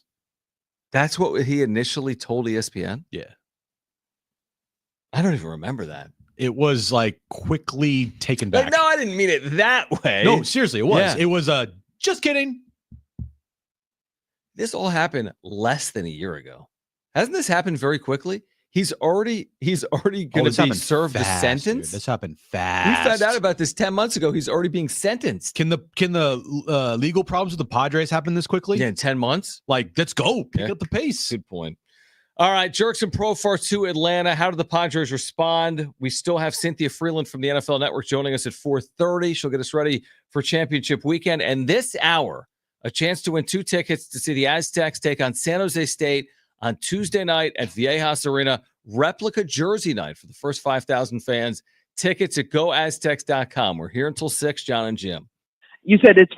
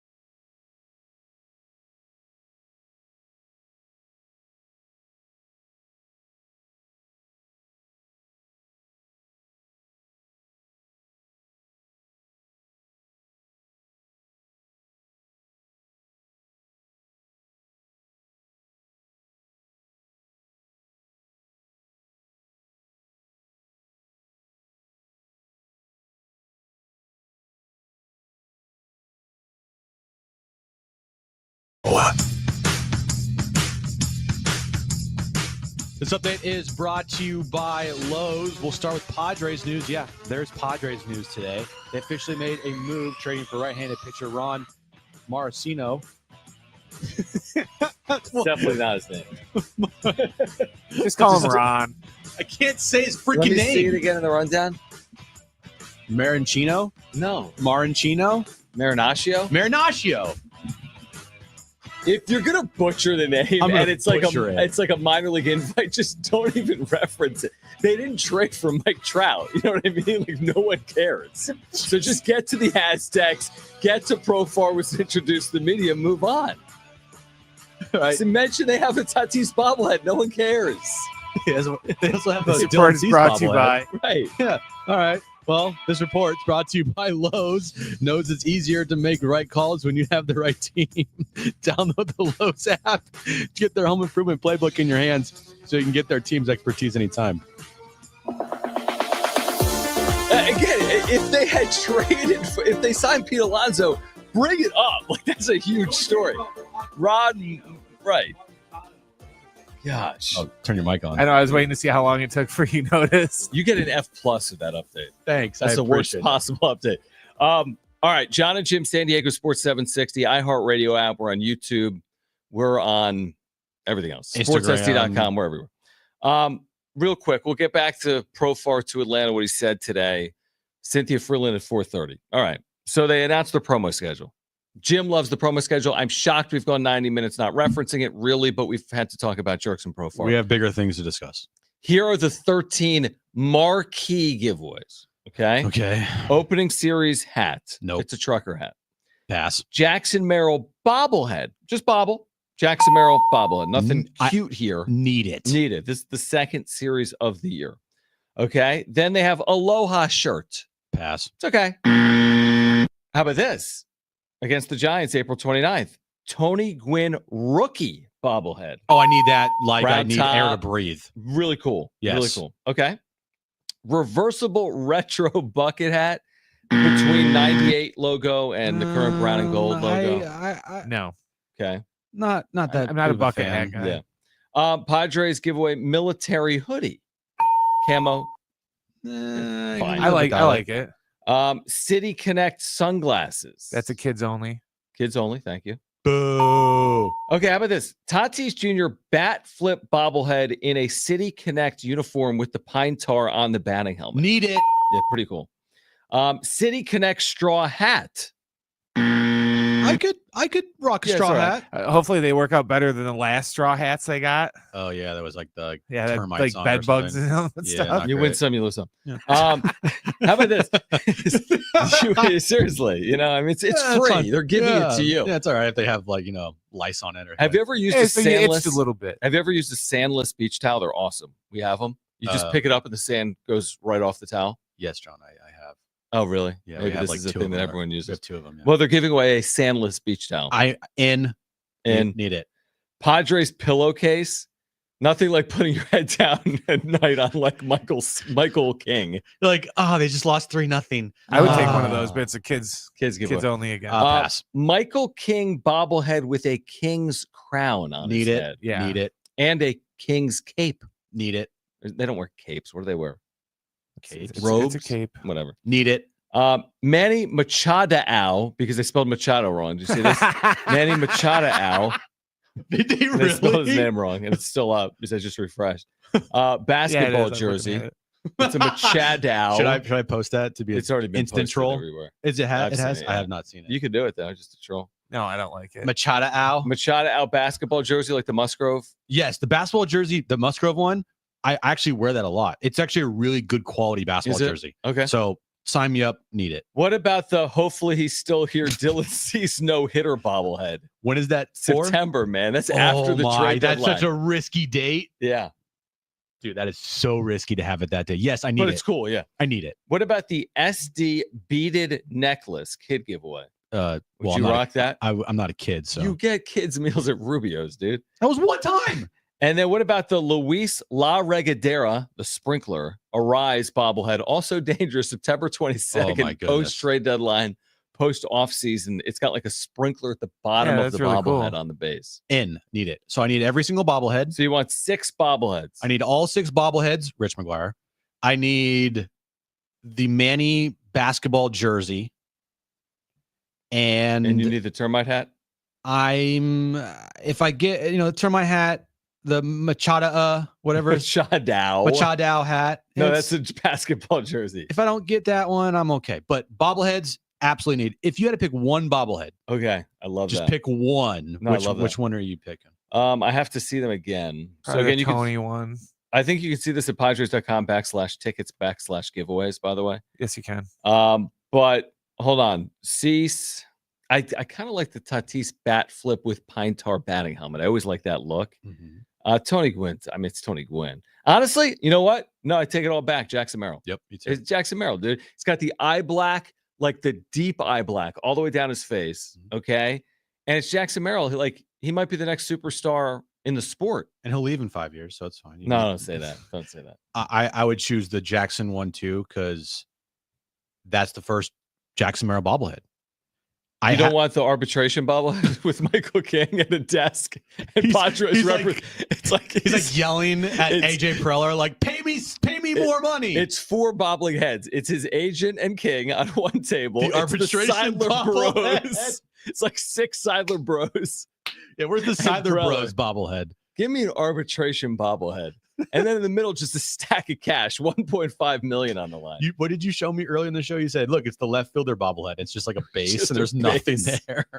There's nobody there. I mean, someone put it on social media. But being serious for a half second, yeah, I would choose the Merrill bobblehead, but a close second is the Tony bobblehead because that one's really cool. And in all seriousness, this is for Eric Rupner, his marketing department. They do a great job. They really do a great job. There's some teams in baseball that have like 2 premium giveaways. There's teams that aren't touching 6 bobbleheads over the course of a year. This isn't even their theme nights. They'll have the Star Wars theme night. Yeah. They'll have all these additional theme nights that you can pay more money for to get some of the giveaways. But the Padres have done a spectacular A+, that's better than A, job with their marketing and promotions. Great marketing, great promotions. Yep. Awful job with finding a TV deal. But other than that, everything else is great. Like they promote and market the hell out of this team and to a massive success rate. Like the jerseys we talked about, like, not our cup of tea. But guess what? Those things sold out. Yeah. Kids loved those jerseys. And as they should. But the bobbleheads and the promotions, I mean, there was times that the promotions here, I mean, they were right. I know, so bad. Like maybe 1 bobblehead. Yeah, now they're doing 6. I mean, 6 is a big number. You got 81 home games. That's a big number. Yeah. Now I'm a little worried that potentially they won't be giving away a couple of those bobbleheads because a couple of those players might get traded. You bring up it theoretically. Yeah. Let's say Cease moves, and let's say it's beneficial. Soto moved, and they were good last year. They moved Cease. They improved the team. They make that determination. Okay, we can have that conversation. I'm still giving that away because it's commemorating his no-hitter. He's in the no-hitter uniform he was wearing, the road jersey. You can't move it up. Like, well, when are you going to do it? I mean, if they trade him in January, you can't move it up. They gave remember the Tatis bobblehead? That'll be part of the trade he got package. Suspended, and they had to take that away. But that was fair. The circumstances there were PEDs, right? But I think if you trade away a player, but the player pitched a no-hitter for you, it's still commemorating a special moment. But it's also gonna be weird if they end up trading those guys and then 2 weeks later, come to the Dylan Cease bobblehead night. Yeah, make it part of the trade package. Be like, oh, here, you guys take a rise and you get all these bobbleheads. Who's it against? The most fascinating thing is if he was pitching for the team that. Oh my goodness! Yeah, right? Does it show who's it against? Yeah, Cease Giants. He's not going to trade. He's not going San there. Francisco Giants. No. I can promise. August 20th. Yeah, that's not going to happen. Not going there. Okay, so good job with the promotions. Yeah, we like the bobbleheads. Yeah, they've done a really good job the last 5 years or so, 5-6 years. I mean, I have all these cool bobbleheads, and I'm like, these are many. These are really sweet. Yeah. I think it was back in, forget which year it was. It was maybe 2018 or 19. They had the 98 anniversary year, and it's like all the 98 stuff because they couldn't promote the team because the team sucked, so they had to promote 98. Yeah, and they gave away 4 bobbleheads that they connected to each other. That's cool. It was Trevor, Caminetti, Vaughn, and Tony, and you can like put them all together. And I thought those were really cool. That's really cool. And the Trevor one you could press the button. Yeah, and the radio call. It was the radio call from Jerry when they went to That's super when they cool. won the pennant, went to the World Absolutely Series. love that. They had another talking Trevor one when he broke the saves thing. They had a couple. I think I have one of those. Last year they knocked it out of the park with the promotional giveaway of Dawn and Mud. And it like played their signature calls. Was that a theme night or was that a theme giveaway? night? Yeah. Where's the bobblehead for that ump that was in the booth like every Tuesday? Oh, jeez. What was his name? Like Mike Winters? Mike Winters. Yeah. Please. I'd rather gouge my ears out than listen to more ump talk. All right. On the other side, we're going to get back to Jurickson Profar, what he said today to the media in Atlanta, what it means for the Padres moving forward, plus the wrap coming up at 4 p.m. And Cynthia Freeland from the NFL Network. Conference Championship weekend is here. We'll know the Super Bowl participants come Monday. Cynthia Freeland, our NFL insider, joins us at 4:30. Also coming up next, we give away Aztec basketball tickets on the other side within minutes for Tuesday night at Viejas Arena. Don't go anywhere. It's Jon and Jim.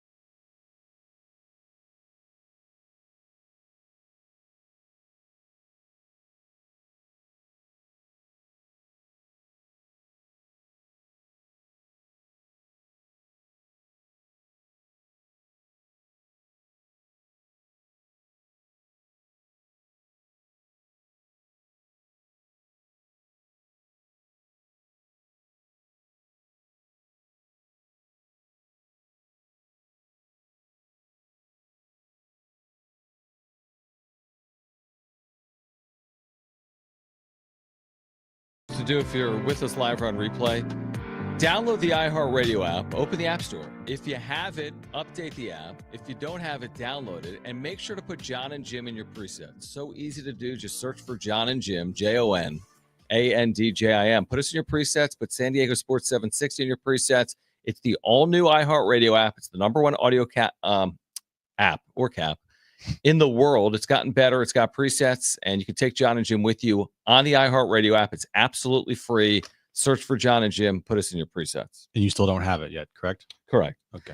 That's because for whatever reason, they won't let me download the new app.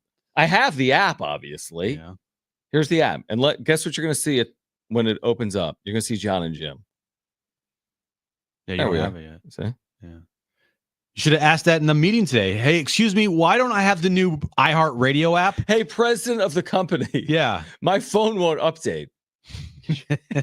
Could you imagine? No, I can't. I know. We're going to give away Aztec basketball tickets for Tuesday night.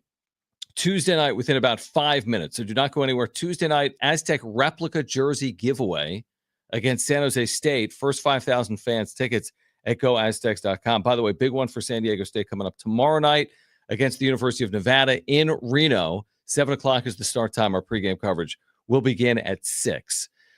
So we're 24 hours removed from the Jurickson Profar news. That alone yesterday was huge news. He's not coming back. But then we found out earlier, we've played the sound 3 or 4 times, that Profar is now saying the silent part out loud, which is they have ownership issues. Mm-hmm. And it's gotten to a point where, I mean, Jeff Sanders just released the article on the UT talking about it. Oh, about what he said? Yeah. And you have national people picking that up now. And I don't know. I mean, it was kind of buried in there because it was like a 14-minute presser. And I listened so you didn't have to. And it was like kind of towards the end of his press conference. Lord, you watch that. Because that could have been something that was not talked about. I mean, I think eventually someone would have picked it up. But it's not good. There's no way to sugarcoat it. There's no way to be like, this doesn't mean anything. Or, oh, it's, the line from people about Schulte. Oh, it's just Schulte being Schulte, right? Like, no, Profar is an honest ass guy. And he's going to tell it like it is. He's not going to sugarcoat anything. And him saying those things today just puts even more light on the issues here in San Diego. And, with every day that passes with nothing happening, hearing these things, you're like, this is bad. Dude, how about this? The Padres are going to go 0 for 7 with their free agents from last year. Okay? Profar, Scott, fair. Tanner Scott wasn't coming back. We all knew that. Higgy, we didn't know that. Donovan Solano, okay, could argue the merits. Coming off a really good year as an older player. $3.5 million. Martin Perez, whatever. Ha-Seong Kim is out there. David Peralta's out there. Neither are coming back. No. I'd be surprised if either came back. So they're going to go 0 for 7 with their free agents. They're 0 for 1 in their pursuit of Roki, right? So they are 0 for 8. The Union Tribune is projecting a payroll of $197 million, which is $14 million than last year. Reportedly, they're trying to get down to last year's number. So they're 13 heavy there, 13 million over where they were a year ago. And I mean, what one player on this team makes exactly that? Are you going to say Cease? Dylan Cease. Arise too. Arise as well. Yeah. Both of those players make, Arise is what, 14? A little under, maybe a little over?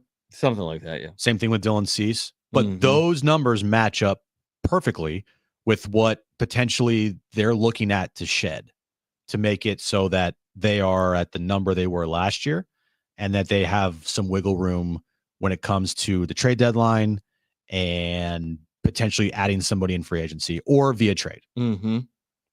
So that just, again, furthers the speculation of them possibly having to trade Dylan Cease or Luis Arise because of the numbers and how it matches up for what they potentially will want to do. Because like you've said all along, there's no way they're not going to shed more payroll before the start of the season. I'd be surprised. I hope they don't. I don't care what the what the payroll is. I don't care if they're spending money. Mm-hmm. I mean, I do care if they're spending money, Right. but I don't care like how much over the CBT they are. That doesn't affect me at all. I care about is can they put a winning product on the field at all costs. Right. And so with the rumors out now from the other day that we haven't really gotten to much because of all the stuff that's happened with Profar, like the Twins asking or at least being involved in potential trade talks with the Padres, centering around Dylan Cease. I mean, if they do trade Dylan Cease, trading him to the American League, okay, but you better get something good back for him, and you better get some pieces back that can fill some of these holes, because if you don't, it's just going to make things even harder. Send him back to the White Sox. By the way, Profar took to Instagram today and did say, San Diego will always hold a special place in my heart. Thank you to, by the way, he thanked ownership. Thank you to my teammates, coaches, medical staff, ownership, and everyone else who has been a part of this journey. I'll miss the relationships I made on a personal level and the unwavering support you all showed me during my time in San Diego. To the fans, thank you for making me one of your own. I can still hear the Profar chants echoing throughout Petco Park. Those chants motivated me to work hard and do my best to achieve great things for the city. The way you embraced my family and made us feel at home truly means the world to me. So Profar, who was just an absolute fan favorite, and you can see why in what he said on Instagram earlier today. This one's going to hurt for a while. Oh, my gosh. And it's 50,000 likes on it's also very ironic that opening day against Atlanta, he's going to be here at Petco Park in a Braves uniform. But and you know what he should get is a standing ovation. He really should. He's not the one that didn't write a $42 million check to himself. No. No. He should get a standing ovation. Yes, and he will. He will get the love that he deserves because he put it all out there. He left it all out in the field. He performed. He was in the middle of huge moments for this team during 2022 and 2020 and 2024. Like he will be remembered as one of the most beloved Padres in recent memory for sure. And I can't think off the top of my head recently of a player that had that type of love from the fan base that left the team recently or didn't come back. Yeah, that signed as a free agent elsewhere. They just left and signed. Now, Profar did leave after 2022, and that's true. It was a bummer. Yeah. But then he comes back. And again, 2022, man, you're riding high. You're in the NLCS. Yeah. And he put together a decent year, but he did not put together a year like last year. Right. And especially all the magical moments that he was in the middle of. Yeah. I can't think of a player that left in free agency and everything surrounding like what's going on with the ownership and how the Padres weren't even close. And that, to me, like if I were a fan, I would be more upset at ownership than Profar for leaving and taking the money. Like, well, you can't 100%. Be mad at Jurickson Profar. No, you can't. He didn't even have an offer. Nobody has reported that the Padres had a legitimate offer on the table that he said no to. It's because they didn't. In fact, MLB trade rumors saying today the Mets were in on Profar as well. So we've seen other teams in on Profar, not necessarily the Padres, with a legitimate offer. And to have him go to the Braves, we talked about this yesterday. He's not going to give me a bad team. He's not going to the Pirates for $47 million. You'd be like, that's kind of weird. The Rockies. Again, he's going to an organization with Alex Anthopoulos, who is very savvy, very smart, World Series GM. He has done some incredible deals. He's a guy. It's like the back in the day with the Tampa Bay Rays. You're like, don't make a trade with the Tampa Bay Rays because they're gonna fleece you. Yep. And that's kind of how I feel with the Braves here. Like he's going to an organization who believes in him and is not going to make stupid signings. It couldn't work. It could fall flat on their face. Like it could be an awful deal. But on the face, I tend to be backing Profar here and believing in what he can do. It could be a bargain. Could be. I mean, if he does what he just did again, then it could be a bargain. All right, promised tickets for the Aztecs Tuesday night against San Jose State, replica jersey night for the first 5,000 fans. Tickets at goaztecs.com. Caller 5, you're going. 877-767-4760. Aztecs back home Tuesday night against San Jose State at Viejas Arena. First 5,000 fans get replica Aztec jerseys. Tickets at goaztecs.com. 877-767-4760. Caller 5, you're going. We've got a Morton's gift card to give away next hour. On the other side, we'll get to the wrap. Plus, Cynthia Freeland from the NFL Network on Championship Weekend at 4:30 on Jon and Jim. Now text.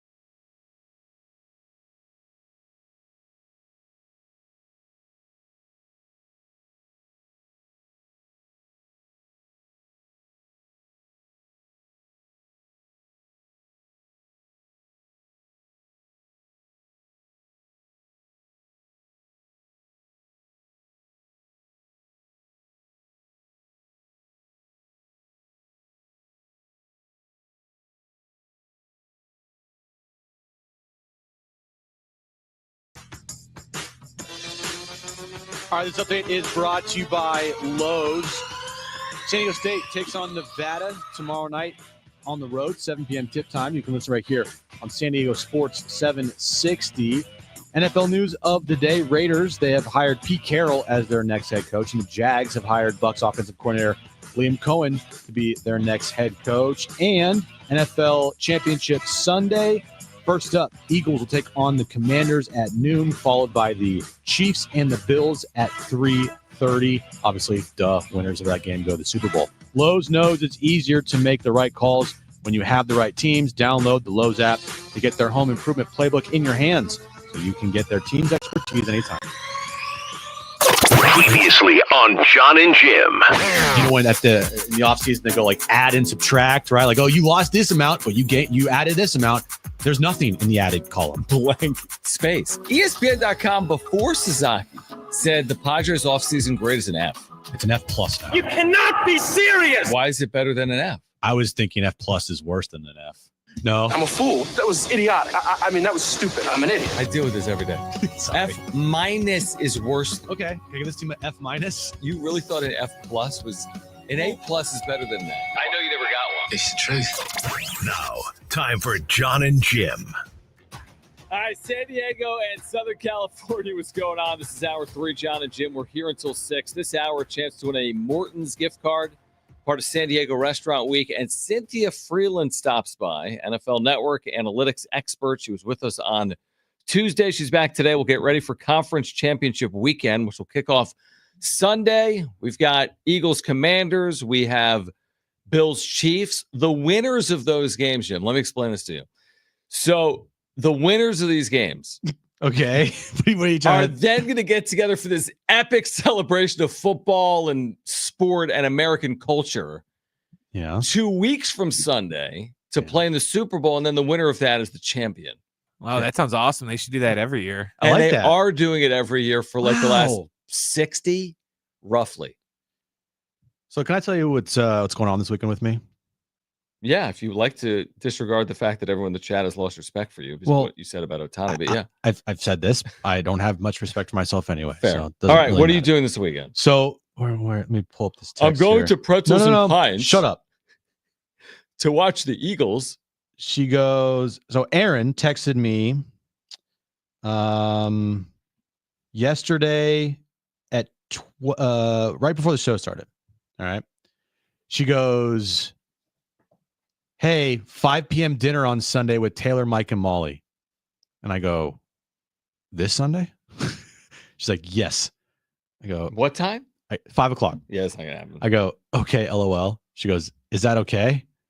I go, yeah, I'll just be watching the game on my phone. And she's like, why do you care about the game? I go, because it's the AFC title game. And she goes, okay, well, we're going to dinner. And I'm like, okay, well, I'm watching the game on my phone. So you're going to go, but you're going to be on your phone the whole time? Basically. Probably, yeah. I mean, I think that's fair. I mean, look, it's like meeting in the middle. Yeah, it's not like she asked me to go to dinner during the Niners NFC title game against the Lions last year. You should just try to be like, hey, can we just go eat lunch instead?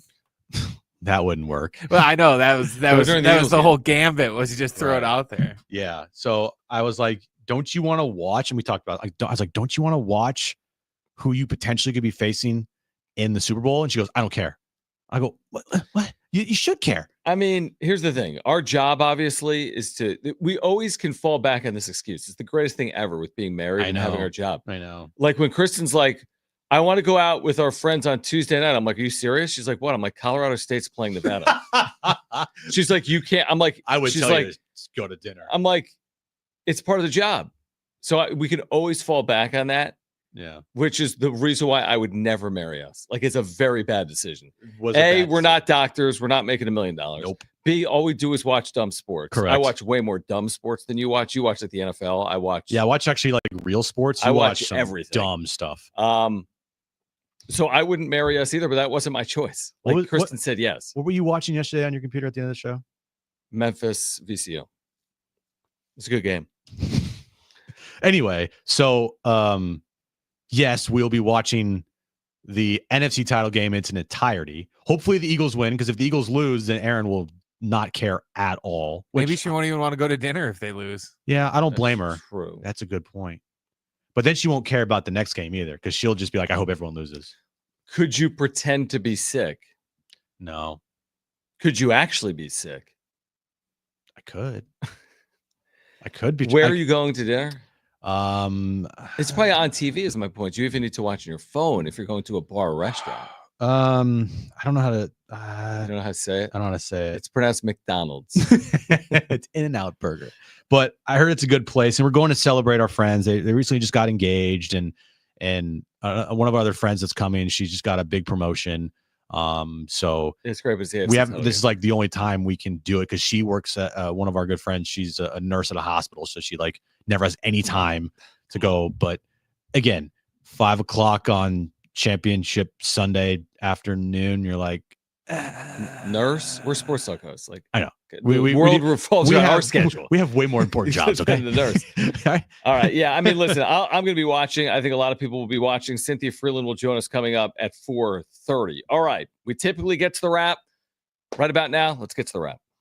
It's time for the wrap, presented by Sombrero Mexican Food. Check out their website at sombreromex.com. Is tomorrow a must-win game for the Aztecs?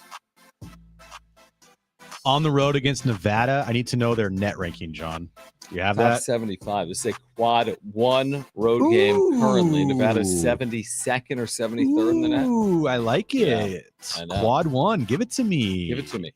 They are, but I want to give you the exact number. They are 73rd, despite being 11-8, because they've lost a million close games. They're 11-8, 73rd in the net. Is that a must-win game for SDSU?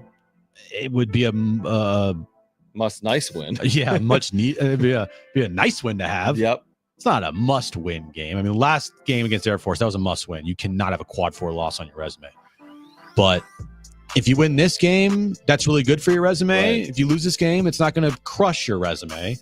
From that standpoint, no, it's not a must-win game, but it'd be a nice win. No, you're right. It's not yet a must-win, but they're nearing the bubble. I don't think they're outside if they lose this game, and I don't think they're firmly inside if they win this game. They just need to get in a run to assure themselves of finishing in the top 5 in the league, because that gets you a bye in the Mountain West tournament, and Aztec fans want to see them finish higher than 5th in the league, and hopefully this team can still finish potentially at the top of the league. There's still a lot of time, but no, not a must-win, but man, this would be a great one to get on the road against what right now would be a quad 1 opponent. That would be a huge win for San Diego State tomorrow night. You can hear it here at 7 p.m. Next question. Which quarterback is going to throw for the most yards on Sunday? I'm going to go with Jaden Daniels because I think the Commanders are going to be trailing in that game a lot. Actually, you know what? No, take that back. I'm going to go Josh Allen. Yeah, because I'm thinking to myself, the Eagles are just going to run the ball, and that's going to eat up a lot of clock. So that's not going to give Jaden Daniels enough time to put up some big numbers through the air. I'll go Josh Allen because he's played well against the Chiefs, and it could be a shootout on Sunday. I agree with you. I'm going to go with Josh Allen, but I don't know if anyone throws for 300 yards on Sunday because Hurts doesn't, Mahomes doesn't. They just don't. And then, I mean, Buffalo's on the road in Kansas City. It's cold. It's a title game. I don't know if it's going to be a shootout or not. And then Jaden Daniels is going up against the number 1 statistical defense in the league on the road. So I don't know if anyone throws for 300 yards, but I'll take Josh Allen. He throws for 288 in a 1-point game on Sunday. I just don't know who wins, but it's a 1-point game between the Bills and the Chiefs. 1-0. Someone wins. Next question. What Super Bowl matchup do you want to see? Oh.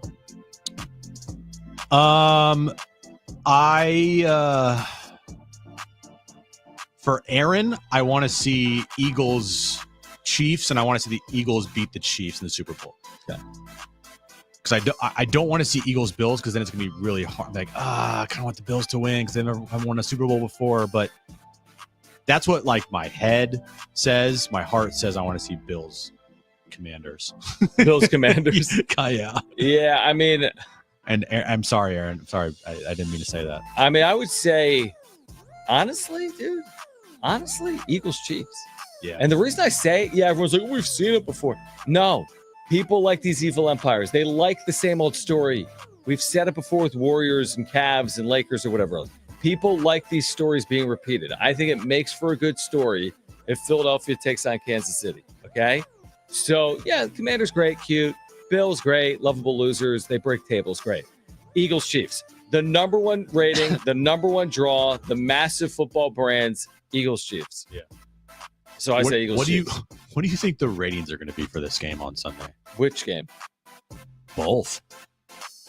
Good. But they've been way down in the postseason from last year. 10% last week. Do you think Chiefs Bills hits 40? Yeah, they'll hit 40 million. Yeah. I don't know about Eagles Commanders. Commanders Lions is way down. Yeah, that thing could probably be like low 30s. Yeah. But no, I think Chiefs Bills. Yeah. Yeah, that thing could peak too at around 50 if it's a good game. Like imagine fourth quarter, it's a 1-score game. Which I think it will be. It's back and forth. It's like 28-21 or 28-24. I'm with you. Oh, yeah, it's good. Massive. That will be a massive rating. Massive. Yeah. Next question. What's the Padres' best giveaway in 2025? Well, for me, it's one of their bobbleheads. It's either Jackson Merrill or the Tony Gwynn bobblehead. I'll say because of how cool it looks, I'll say the Tony Gwynn bobblehead, even though personally I would want the Jackson Merrill one because I don't have a Jackson Merrill bobblehead yet.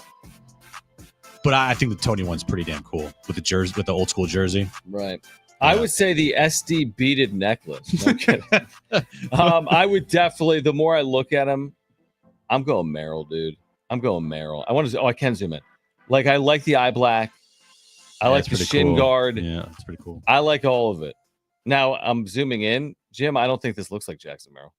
Well, I think that's just like a picture. It's not the actual bobblehead. Is that the actual bobblehead? That's the actual bobblehead rendering. Yeah. Got his tattoos on his left arm. Yeah, it kind of looks like Mark Grant. Does it not? Well, I love you, Mud, but that bobblehead's skinny. Okay, fair.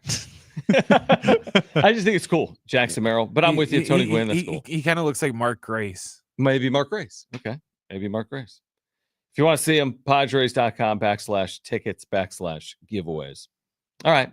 They're all cool. All the bobbleheads, like you said, you want all 6 of them, truthfully. I think if you're a Padre fan, you won't have enough room in my house to have all these bobbleheads everywhere.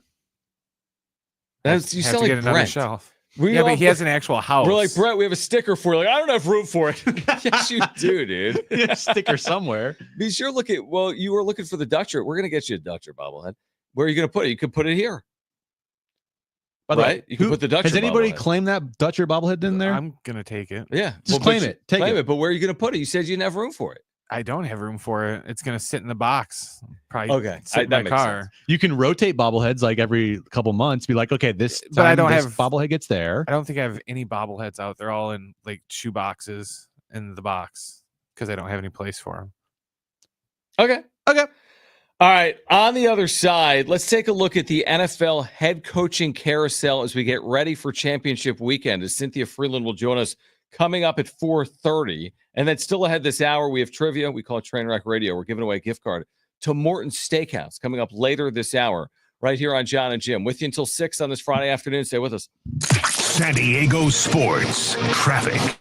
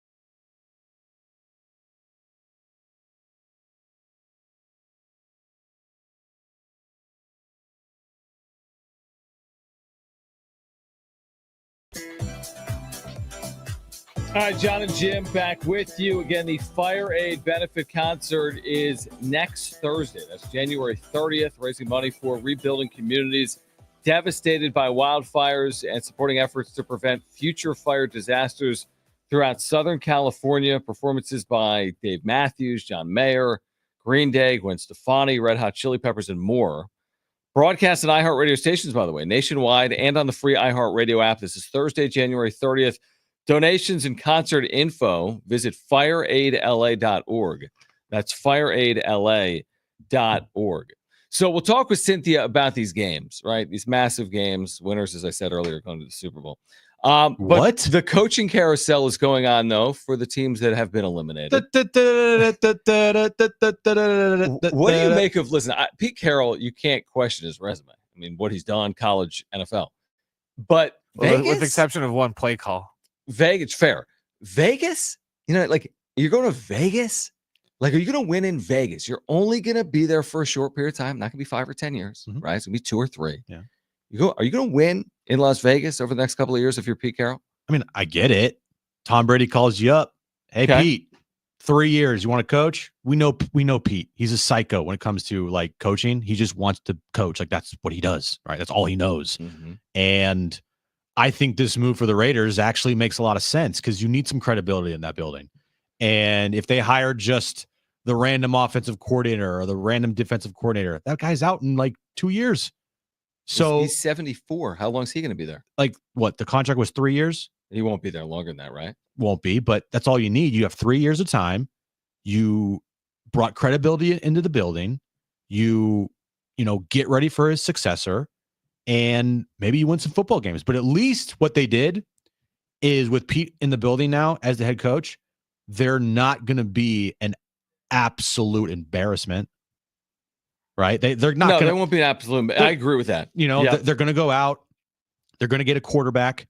Won't be probably the best quarterback because maybe they sign Russell Wilson. Maybe they get Russell Wilson Sam back. Darnold. Maybe you get Sam Darnold. Yeah. Maybe they do make a move in the draft and trade up and get Shador or Cam Ward or whoever, right? Maybe they do that. But I think with the Raiders, it at least brings them some credibility to the table. And Tom Brady's not going to just give up here. I mean, Brady's going to take over. What is Brady do? Is he? Well, how are you going to broadcast for 10 years and run the Las Vegas Raiders? That makes no sense. It doesn't because he can't. Have you full-time job? Have you seen what he can't do? Yes, Lots. I've seen what he can. But I'm saying, like, isn't it a full-time job to run one of the worst organizations in the NFL?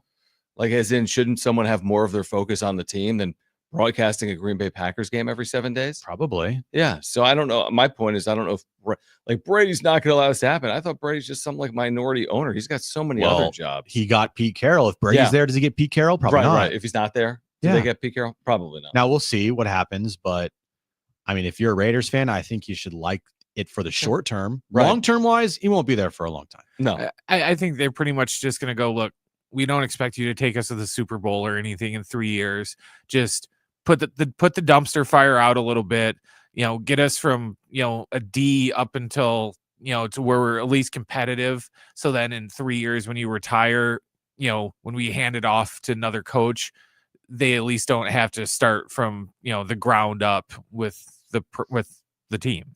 Okay. Well, so Las Vegas goes with Pete Carroll. If you're Dallas, though, what do you do now? Yeah, Dallas is interesting. There's like nobody left. You got Colin. Jerry can coach the team. You've got what? You got Colin just ripping the Cowboys left and right.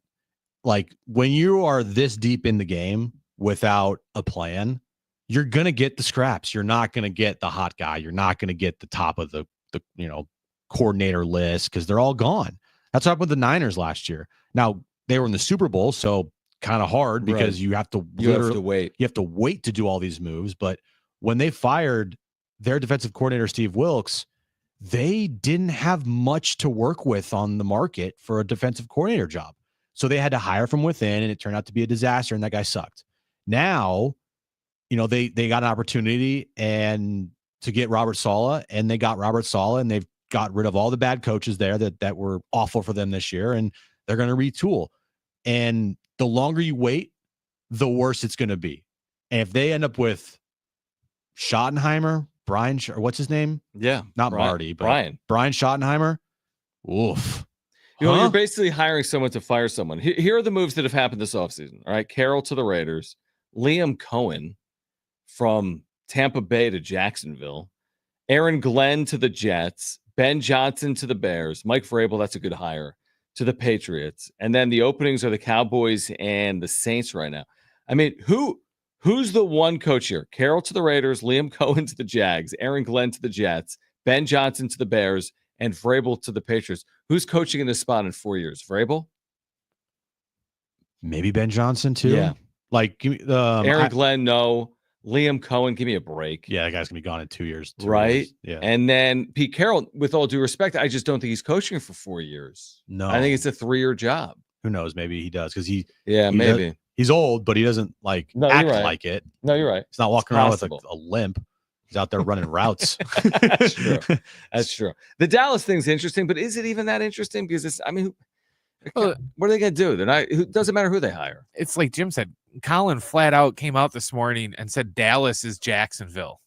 He said that the Cowboys are now the equivalent of the Jaguars with irrelevancy. Exactly. Right. Yeah. All right. Cynthia Freeland's going to join us on the other side. Then later this hour, your chance to win a gift card to Morton Steakhouse. San Diego Restaurant Week kicks off January 26th as over 100 of San Diego's top restaurants. Prices starting at just $30 for 2-course lunches and 3-course dinners. A full list of participating restaurants at san diego restaurantweek.com. We'll give that gift card away later this hour, but on the other side, we'll get you ready for championship weekend in the National Football League with our NFL insider, Cynthia Freeland from the NFL Network. She will join us next right here on Jon and Jim. Are you 50 or older? This news is for you. The CDC now recommends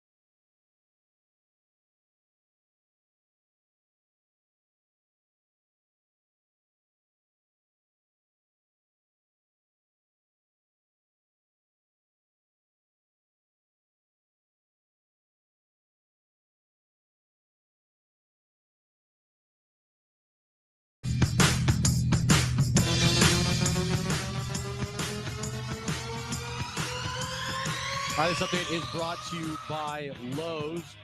Aztecs take on Nevada tomorrow night in Nevada.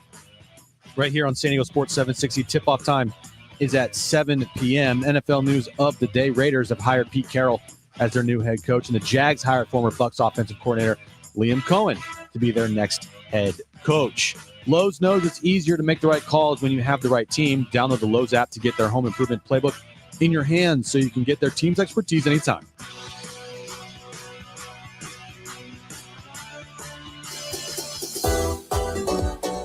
All right, it's finally here. Championship weekend in the National Football League, and Cynthia Freeland back with us on Jon and Jim, San Diego Sports 760 to cover it all.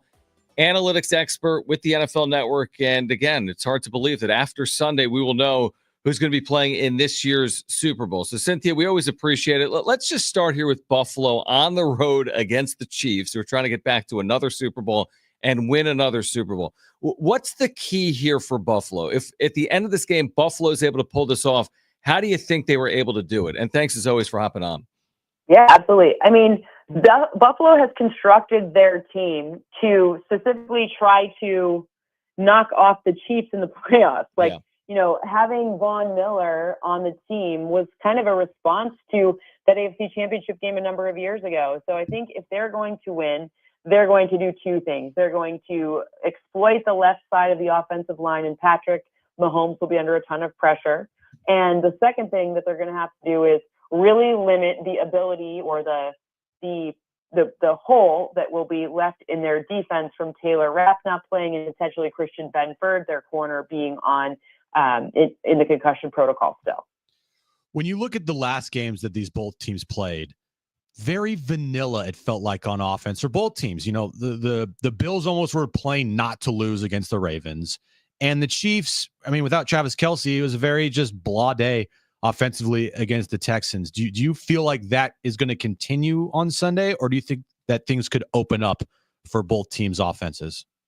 Well, remember that, the Texans defense had two corners that both ranked in the top 5 in terms of completion percentage allowed, meaning the lowest completion percentage allowed, in Kamari Lassiter and Derek Stingley Jr. So I don't think that's the case. Like I said, there's already some pieces missing from that defense. We already know Taylor Rapp is out. And if you're looking at how the guys who are there, like Rasul Douglas, have been talking for a long time, and Teron Johnson, they've morphed into one person, just so we're clear. Yeah. But no, the fact that those guys aren't known as being burners, and then you've got Xavier Worthy, who's now being used in the catch and run game. I mean, they took his air yard per target rate down more than in half, and now they're asking him to run after the catch. That's going to be hard for a team that is not known for their speed on that back half. Cynthia Freeland, NFL Network, with us right now, Jon and Jim. So switching over to the NFC, obviously there's been a lot of attention on Jalen Hurts and his health. I guess the question would be, if he isn't 100%, if it impacts his ability to either run, escape, or even throw, if he's wearing a brace, how impactful will that be for Philadelphia? Can they overcome it if he's not his typical Jalen Hurts self? I think so. Cam Jurgens is, to me, a bigger, I think, let's pretend it's Jalen Hurts is 75%, but no Cam Jurgens. That's a problem. But if it's Jalen Hurts is 75%, but you still got Saquon, you still got AJ, you still got Devontae, you still get Dallas Goedert. That's another one that has been on the injury report all week. I don't think that that's the biggest, I'm not going to say deal, but I think you can overcome that. To me, Cam Jurgens is the Jenga piece. When you look at this game and how it might play out for the Eagles offensively, Saquon Barkley in his career against Washington he's been great. I think he's averaging over 130 yards per game against Washington, and he's been the bell cow back for this team. He's carried this team. He's had an incredible postseason. Would you be surprised if they don't just, have him touch the ball 25 times in this game plus? I would. I mean, I think that, the thing that's interesting is in the past couple of weeks, it's been a little bit of there's been more stops and more run stops. So if you look at Next Gen Stats, how they define that, it's stopping a running back from being able to either earn 4 yards on first down or have the distance down on the remaining downs, et cetera, or converting. And teams have been able to use more players to stop him, right? However, that's going to open up things for a Dallas Goedert. And the numbers for Dallas Goedert have kind of gone up as the Saquon numbers have gone down. And by the way, Saquon's still super elusive. Go watch those 2 touchdowns against the Rams. So it's an interesting, like, it's kind of it could be feast or famine. Now, I will say Bobby Wagner is banged up for the Commanders. So that's going to be a problem. That's going to put a lot on Jeremy Chin, et cetera. So that's an area where I think is a problem. But one thing that I think that the Commanders haven't really solved for is, stopping short passes. And that's something where Jalen Hurts has been great. And that's also an area where Jalen Hurts, if he's pressured or if the O-line isn't 100%, that's where they'll turn to, I believe, as well. Cynthia Freeland is with us from the NFL Network. I mean, when you think about the offseason acquisition of Saquon Barkley, everyone knew he's a very good running back. He had never run for more than 1,300 yards in a season. He had missed parts of seasons. He missed basically a full season back in 2020. He ran for 900 yards last year, right? He ran for 50 yards last year with the Giants. What were the expectations heading in? Because he's exceeded all possible expectations, right?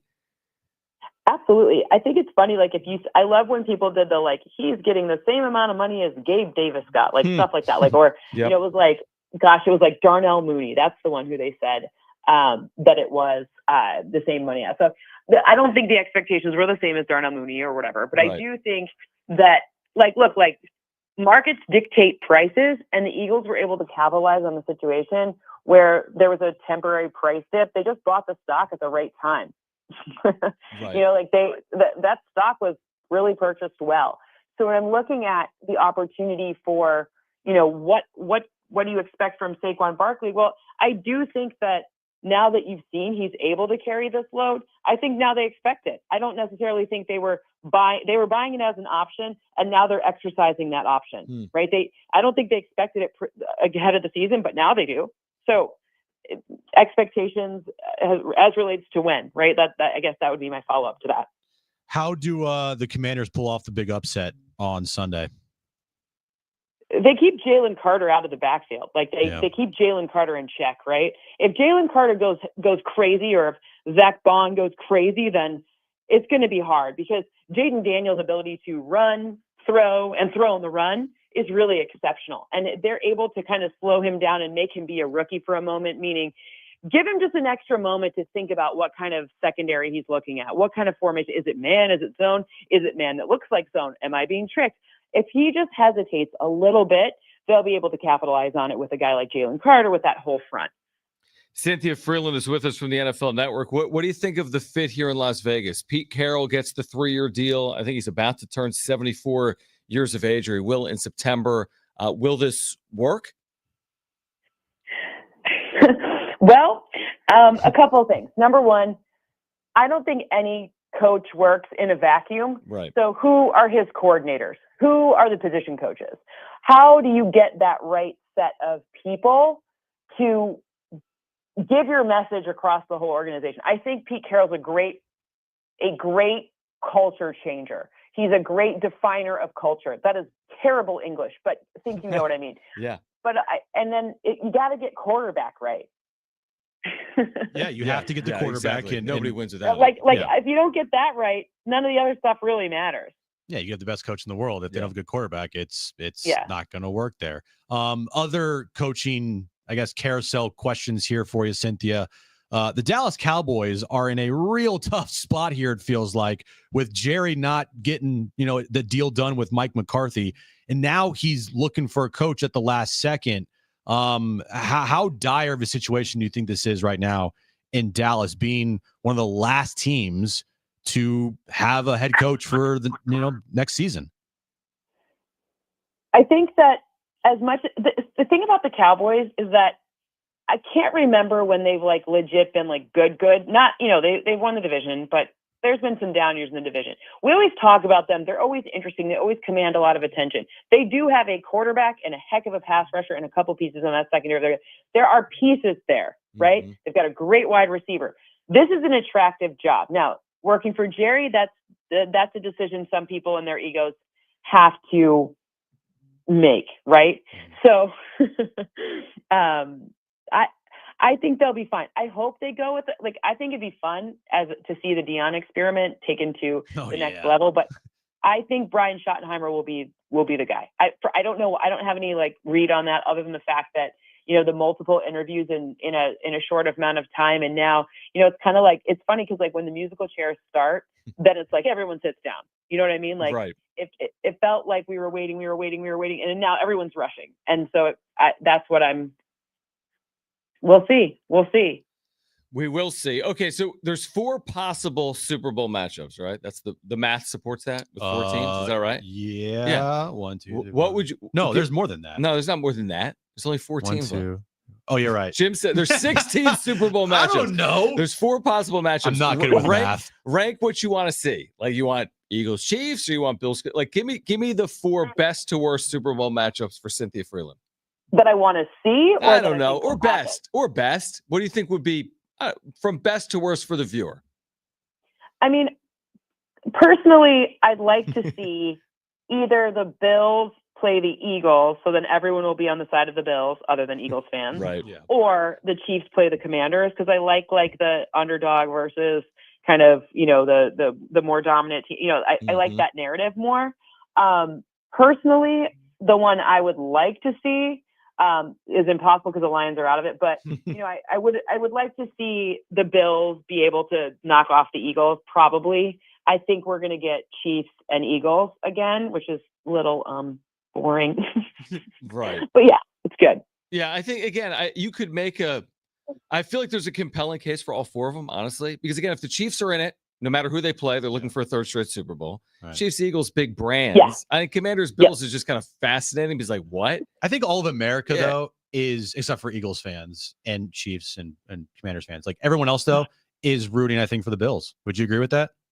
Yeah. I mean, to be fair, it's more fun to have, like, in some ways, I kind of wish that we could have the Bills and the Chiefs be the Super Bowl, because just the Josh versus Patrick of it all is so amazing. Because if you think about it, like if it ends up being Chiefs Commanders, then it's like, wow, like, well, Jaden Daniels has a bright future. Like, they were playing with house money anyways, boom, chink, right? Then if you get the Eagles, then it's like, well, this is a rematch, you know, blah, blah, blah, like whatever. But I agree. Like, I just wish for whatever reason, we're so lucky to be able to see the Bills and the Chiefs with this version of Josh and this version of Patrick. Like, pretty fun, right? So absolutely. At least there's that. I will say this: if somehow 2 weeks from Sunday, the last team standing is the Washington Commanders, then this is what makes sports crazy. Yeah. I mean, seriously, like, you just say that out loud. If 2 weeks from Sunday, the Washington the Commanders, last team, and that's utter insanity, but they're 2 wins away from doing that, which is what makes sports great. It's crazy. It's crazy that, you know, to have this fast of a turnaround for a team that, you know, and it's also strange to me, like, you know, you've got, that team has so many interesting storylines, but not the least of which is, you know, it just goes to show that any of your teams, like any team at any moment, could have a turnaround. Right. That even if it ends here, it's still an epic turnaround. It all takes, like I said, the right coordinators, the right coaches. Like, Dan Quinn is beloved. Like, if you don't think players go to the mat for that man, like Dan Quinn is beloved. And, you know, to get the right quarterback with the right quarterback coach with the right, and I say that about, you know, obviously a Cliff Kingsbury being offensive coordinator, but still, he is still the quarterback's coach. Right. So it's just a fun way to end, but I just wish it would not, you know, I'm just a little bored of the Chiefs. Like, you know, I'm not an anti-Chiefs person, but I'm not a Chiefs fan. So I'm like, come on, I just want to see someone else. Yeah, I'll say I hate the Chiefs. I hope they lose. Listen, it's all gonna, in the next 10 or 15 years, it probably changes. It's not forever. It's not longer than another 10 or 15 years. No, yeah, just 10 more years. Cynthia, thank you. Enjoy the games on Sunday, and we'll catch up here before the Super Bowl. Yeah, absolutely. And, you know, you got to get your Pro Bowl questions ready for me for next week. Yes. So we can chat about Pro Bowl. Yeah, we need to 'Cause talk I'm about headed the to the Pro skills. Bowl. Yeah, the skills challenge and the flag football game. Yeah, So fun, right? Yeah, I'm Yes. looking forward to that. At least we get to see people having fun. God forbid. Yes. Yeah. Thanks, Cynthia. Bye. All right, Cynthia Freeland from the NFL Network. All right, call right now if you want a chance to win a gift card to Morton's Steakhouse for San Diego Restaurant Week. We have a free Morton's gift card for a winner of trivia on the other side. So first 2 callers will be contestants. 877-767-4760. Call right now. First 2 callers will be contestants. We have a free gift card to Morton's Steakhouse. Call 877-767-4760. Then back to Jurickson Profar in the 5 o'clock hour, what he said about Padres ownership. We're here with you until 6 on John and Jim. San Diego sports traffic. This report is sponsored.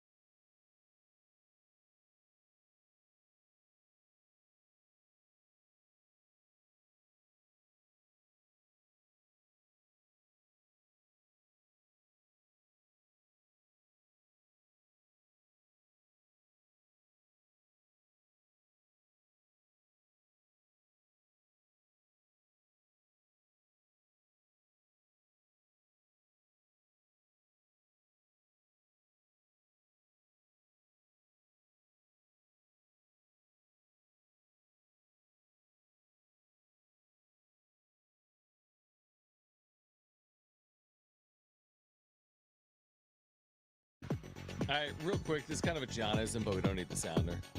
We've been all Padres all week. Like we're just we need the sounder. If we're gonna have John-isms, we need the John-ism sounder. We'll get to trivia momentarily, Trainwreck Radio, but I do have a John-ism. Okay, that I need. Well, Brent has it, and you can. What do you speak think your it's mind. going to be about? It's not like some hot take. College basketball thing.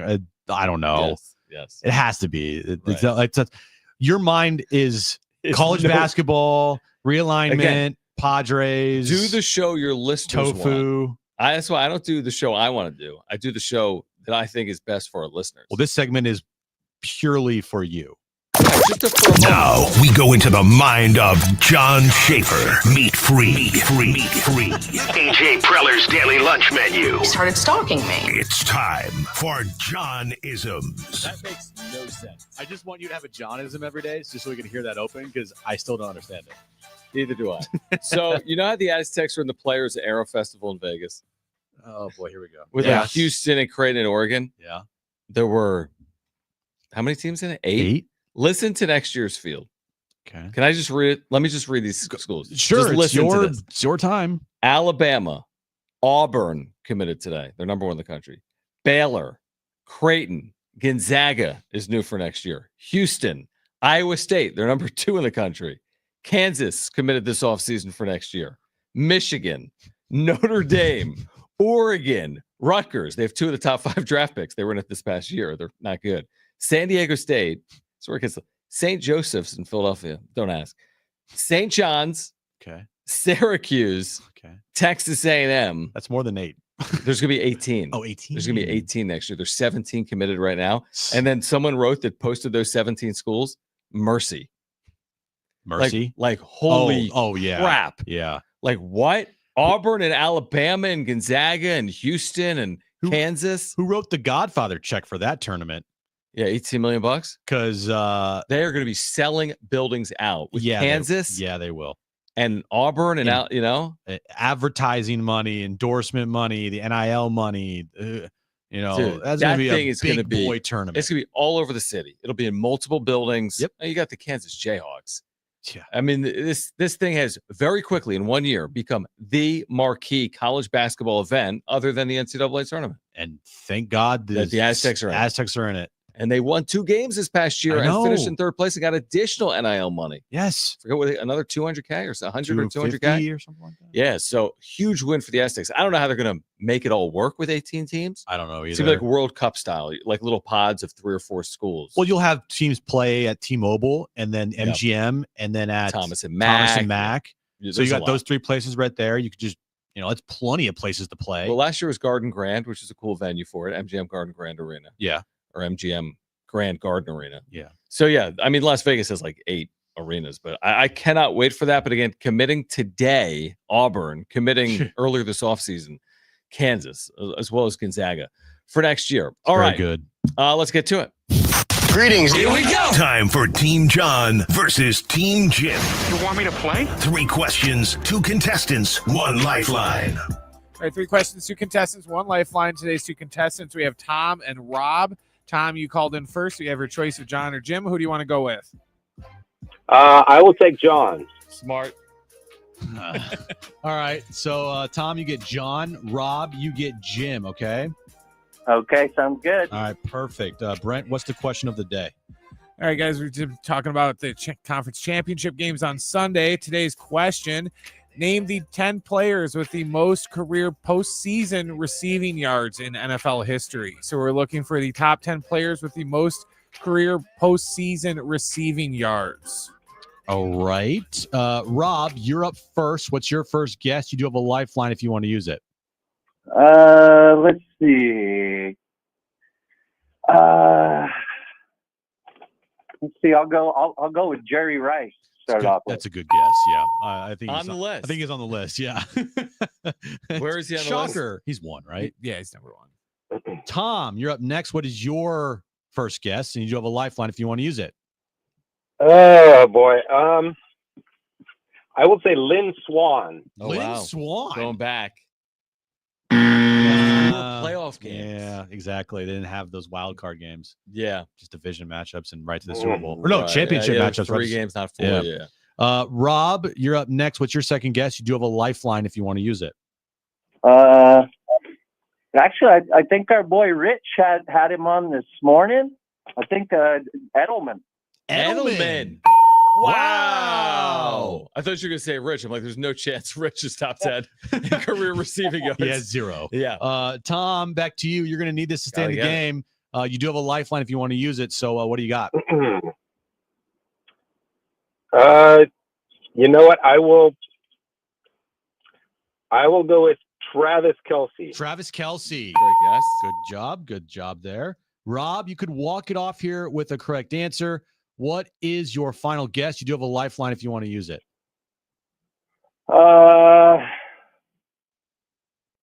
We'll go with another Patriot, the Gronk. Gronk. Wow, Gronkowski. Wow. Didn't even need my help. Well done. Didn't even need my help. What would you have gone with? Gronk. I had Kelce in my mind, then I had Gronk. And What about Tyreek Hill? He's on the list. Wow. Okay. T.O.? No. Randy Moss? No. Wes Welker? No.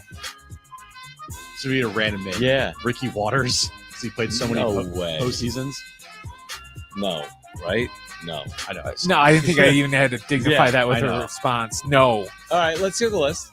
All right. Michael Irvin. Michael Irvin. Yes, he's on the list. Okay. Jerry Rice is number 1 for now. Travis Kelce is going to pass. Yeah, Kelsey's number 2. He's only 225 yards behind Rice. So he could actually do it before the Super Bowl if they would play 2 more games. Then Edelman, then Gronk at 4. Irvin was 5. Cliff Branch was 6. Reggie Wayne was 7. Andre Reed was 8. Tyreek Hill was 9. And Hines Ward was number 10. Wow. So very good list. Real quick. Yeah. This is completely left turn. Yeah, do it. Yeah, just sure. All right. So I'm on TikTok last night, and this comes across my timeline, and it says controversial NFC Championship finish, January 23rd, 2000. The caption reads, the only touchdown in the 1999 NFC Championship game happened on Kurt Warner's 30-yard connection to Ricky Prohl with 4:40 remaining. The St. Louis Rams then held on from there, thanks in part to a Burt Emanuel catch being overturned by replay eventually leading to a rule in his name. So I'm like, immediately thought of you. Yeah, you feel stupid. Yeah. Now you feel like an Burt idiot. Emanuel. And his son is now an Aztec. Yeah. And you're here. I need to see the play because I'm going to remember it vividly. Okay, here you go. It's like my heyday. Yeah. So they show the Ricky Prohl touchdown. Yeah. And then they show the score was 6-5 in the fourth. It was a defensive It was battle. 6-5. Yeah. This was the year that they played the Patriots in the Super Bowl. Okay. And then what am I watching? Let's just go to break. All right. On the other side, hit pause because I want to see this. I hit pause. Hold on. Okay. On the other side, back to Jurickson Profar, what he's told the media today when introduced to the media as the newest Atlanta Brave. What he had to say about Padres ownership and why it's concerning moving forward. We'll kick off hour 4 of Jon and Jim, and we'll do it next. Stay with us.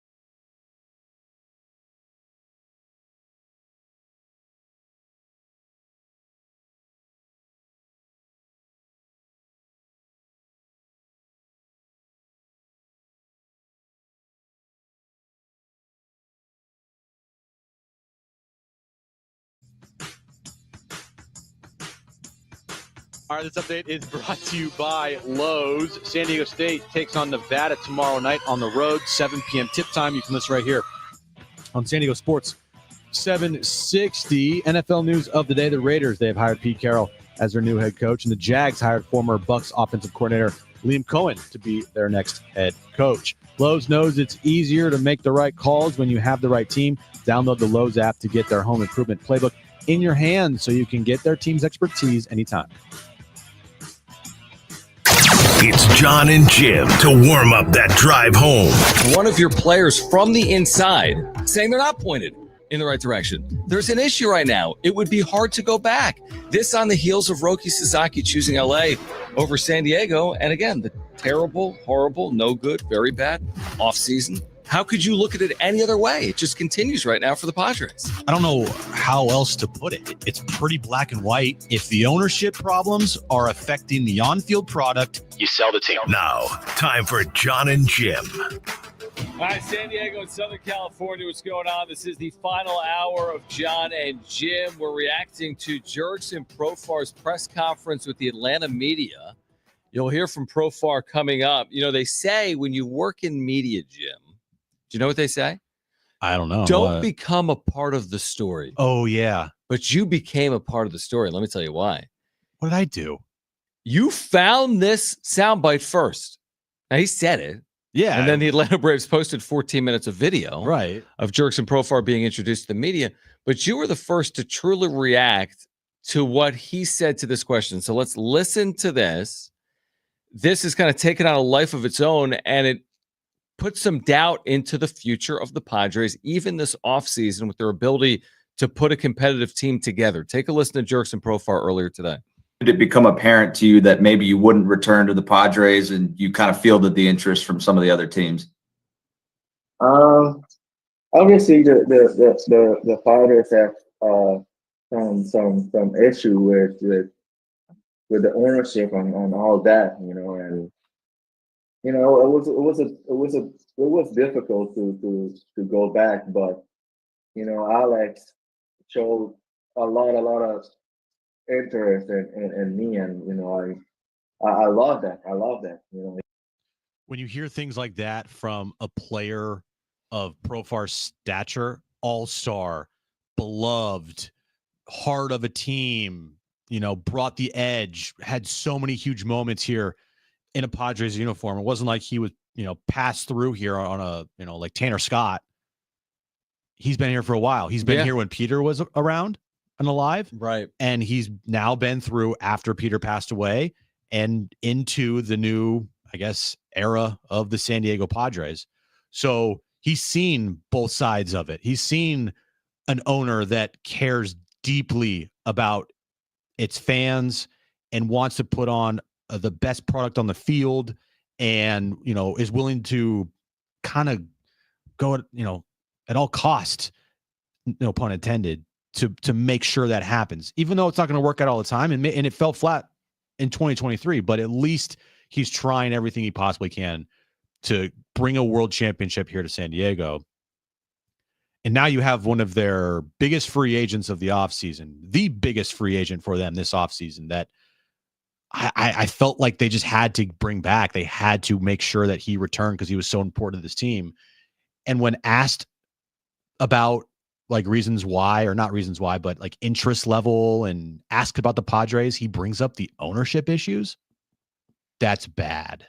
It almost sounds like when you hear it right from Profar, it's like there wasn't even any world where he was coming back, which kind of confirms what Jeff Sanders wrote yesterday, which was the Padres and Profar were never close on a deal. But man, you don't want to hear a player. It's one thing for the media to have a narrative. Let's be honest. It's one thing you turn on sports talk radio. That's not necessarily whatever. It's not what the players are necessarily talking about, or maybe it is. But when Jurickson Profar goes down the path of the Padres need to get their house in order, that's a problem. Again, these perceptions that become realities, these narratives that become like entrenched. Like you're thinking that now from an organizational perspective. A week ago, we're like, are they going to land Roki?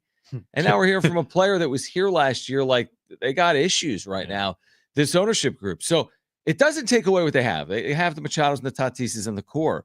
but it does take away how they're able to round out this roster. And by the way, Jurickson Profar is not a rounding out piece. Like, he's an integral piece of what you did in 2024. And I said earlier, like, it's like he said the silent part out loud. Maybe there are issues. There's probably issues with other organizations too, but players don't often reference them publicly like that. For Profar to do that publicly should be pretty alarming for the San Diego Padres organization to hear that from Jurickson Profar. I bet that raised eyebrows inside that building today. Oh, I bet that the second that they found out that he mentioned those from your tweet, I guess maybe from my tweet, right?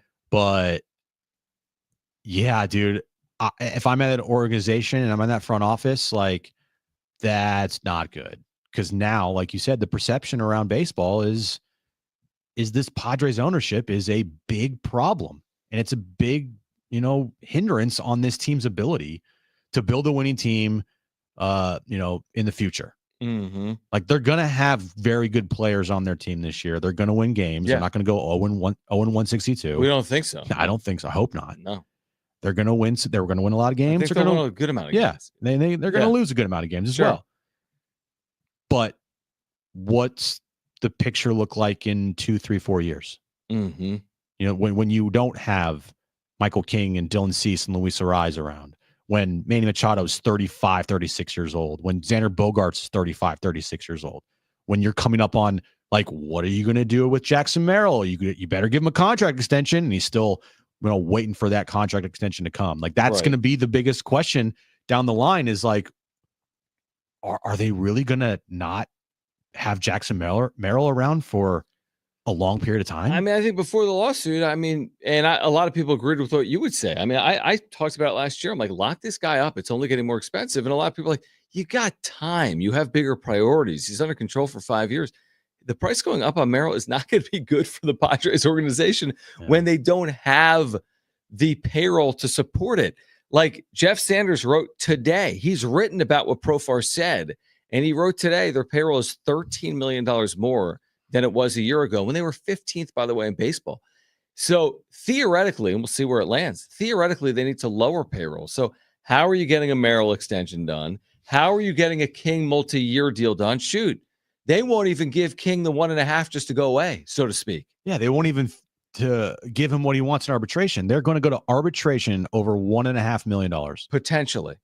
They haven't yet done it. They sometimes get solved truly before the case.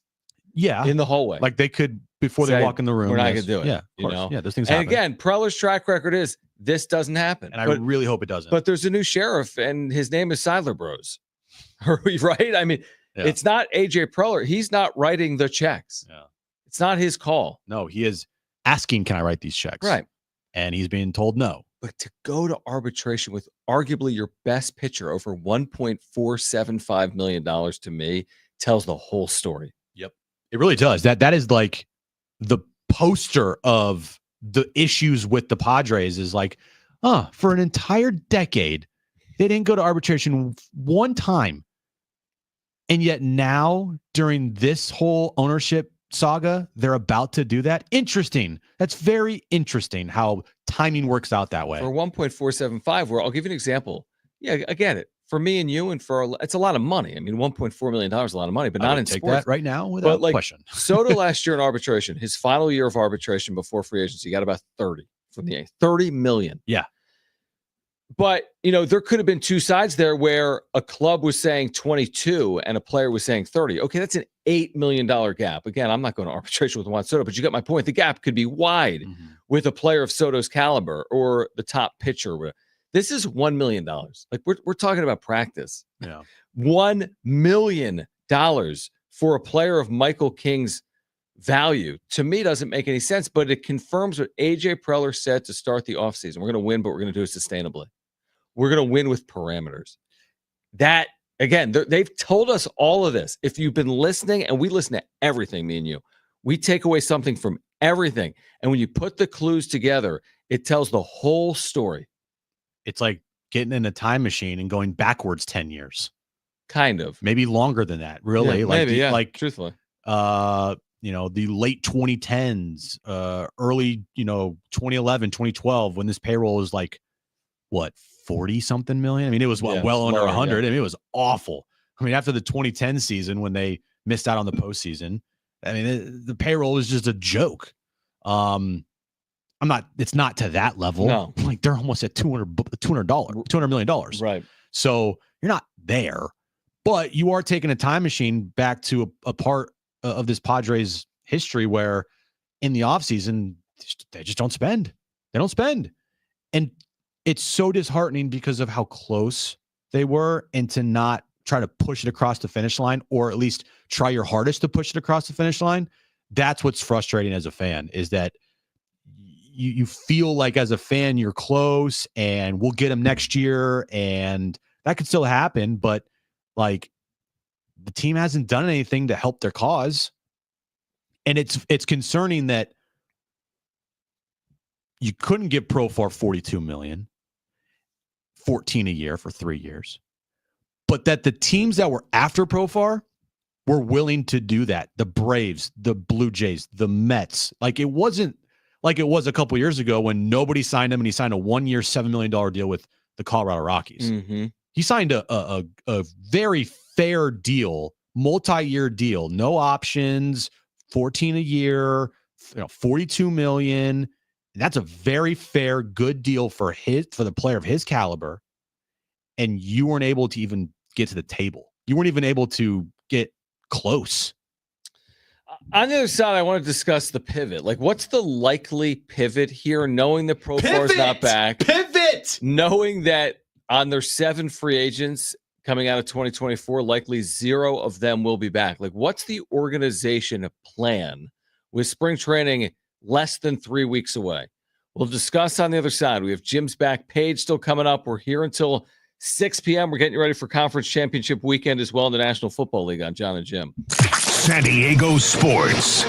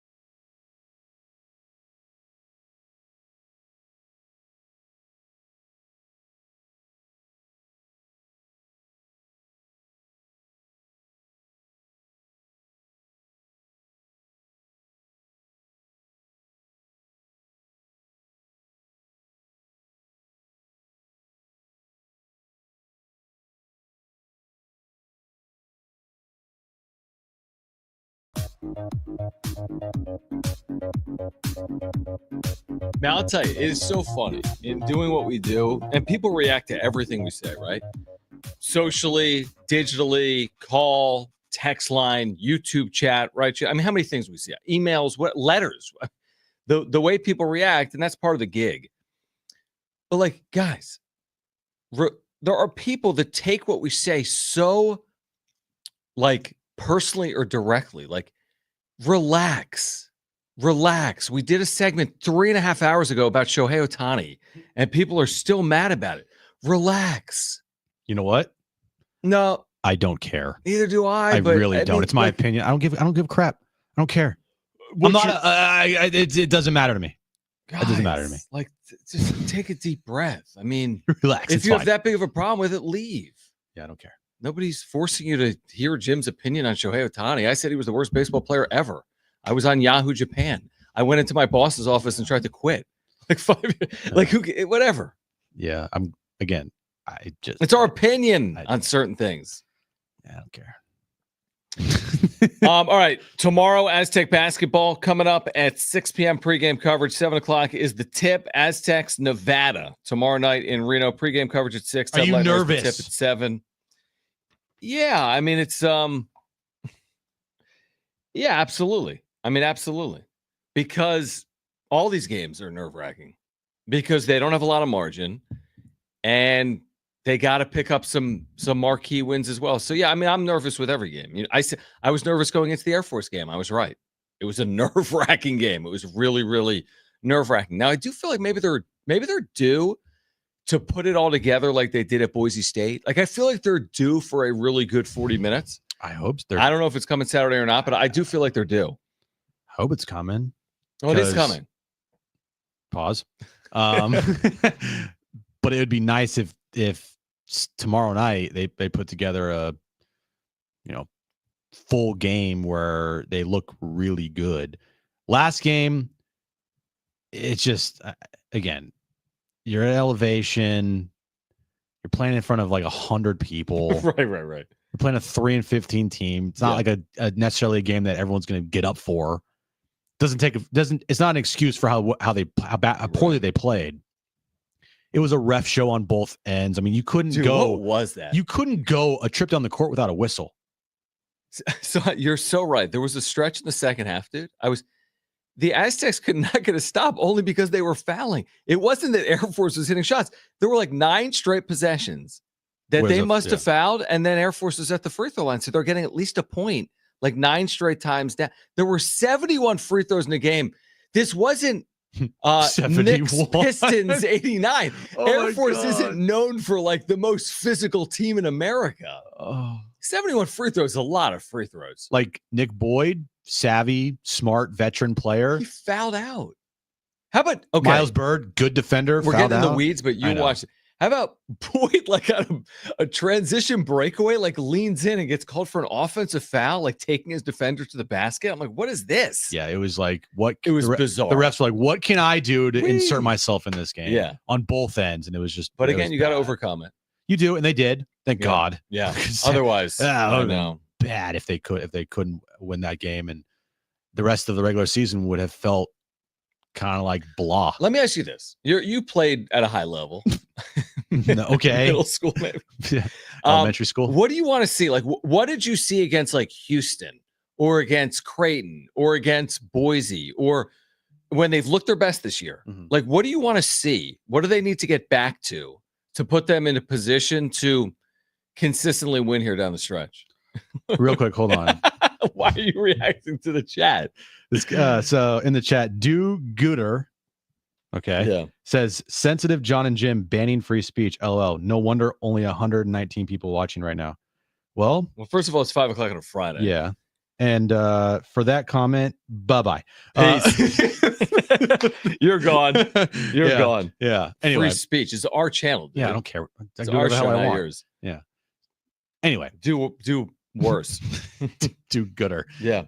I think what you saw against Houston and what you saw against Creighton that you didn't see against like Air Force or Utah State was it's just it's a simple lack of focus at times and execution, like just not executing to that level during these types of games.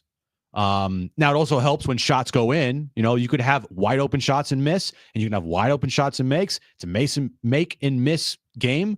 And in the Houston game, maybe the corner shot goes in, and then maybe the Air Force game, the corner shot didn't go in. Right? It's the same shot, both games. But you remind me real quick, the BJ Davis shot in the corner in overtime that went in the basket. Oh my gosh, it was dude! Yes, through the basket. Yeah. I'm like, dude, you're not winning a game that has a shot go 90% down. Right. But yeah, back to your point. In and it was out. literally in the basket. But it goes down to execution. Not fouling helps. Again, I think the refs just were awful in that game. But just the one thing too that this team is not good at is the free throw line. It is. They're not good. Yeah. It's not 60 good. something percent. I would say this: ride your lead horse guards. If your guards are really good, your veteran guards. I'm talking about Boyd, Bird, McKinney, these veteran lead guards, 3, 4, 5 years of college experience. Lead with them.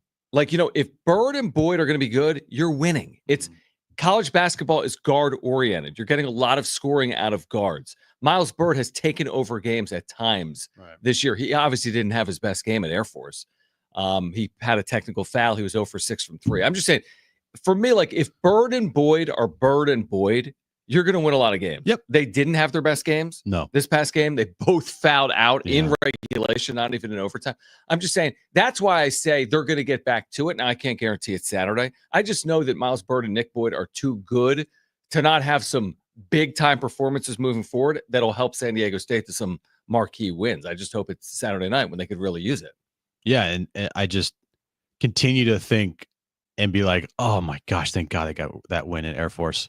Because the last 2 days, it would have been really tough. That would have been a really tough vibe for this team. Yep. Knowing that, wow, we might have just not ruined our season, but we have a lot of work to do. And forget about the team. What about me? How would I Oh sleep? yeah, you would not. I don't. All I do is. Oh my obsess gosh! over this. Thank goodness they won. I need to have Ken Pomeroy on at some point in February. You do, right? Yeah. People are already asking for it. If the Aztecs are not even close to a tournament team by then what's the point, right? No. So, right. That's why it was very important that they beat Air Force. Yeah. Need that resume to be good. Yeah, exactly. And by the way, right now it is. Now, could they improve it? Yes, they need to improve it, right? They're not a finished product. They have a lot of games left. They need to win a lot of these games. What right now on their resume is the glaring blemish? Is it UNLV at home? And it's not bad. It's just not good. Right. It's not bad. It's not glaring. It's not a quad 4. No, it's quad 3 right now. Loss on the road. It's their first quad 3 loss in 5 years. I mean, you can't win every game. They also have multiple quad 1 wins. Houston, Creighton. And there's one other, Boise. They have 3. And if you win tomorrow night, that's a potential another quad 1 win under your belt, as long as Nevada keeps winning as well. I'll give you a stat. Sure. Houston, who they beat, is 3rd in the net. That's third good. at Ken Pom. Yeah. You know how many quad 1 wins they have? 1? 0. What? They're 0-3 in quad 1. Aztecs have 3 quad 1 wins, and they're 48th right now. Hold on real quick. Westside Connect in the chat says banning for free speech, soft. Banned. Bye-bye. And you're just creating it's the same guy. Easy, dude. It's the same guy. You're making it too easy, bro. Come back though as another guy. Create another account. Us. We're gonna troll you back. Guy, we don't care. We're gonna ban whoever we want. That's the beauty of it. It really is fun. And by the way, we never ban anyone except this Dalton Connect fake account. It's funny. All right. It is fun. Come back in so we can ban you. All right. On the other side, we'll get the latest again on conference championship weekend. Jurickson Profar, where do the Padres pivot? Plus Jim's back page next. Are you paying too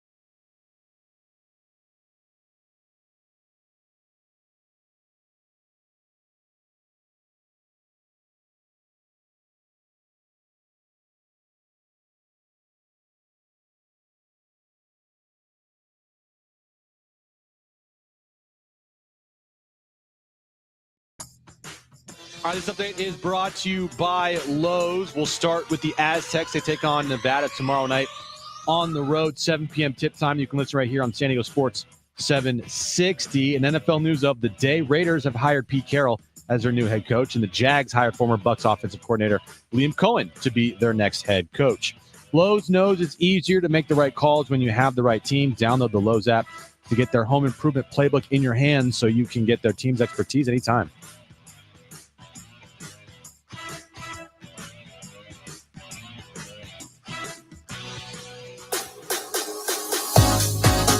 All right, here's my guess. Jon and Jim, San Diego Sports 760. Here's my guess on the Padres pivot. Jim's back page coming up in 15 minutes here until 6. I think the pivot is going to be to the youth movement. I really believe it.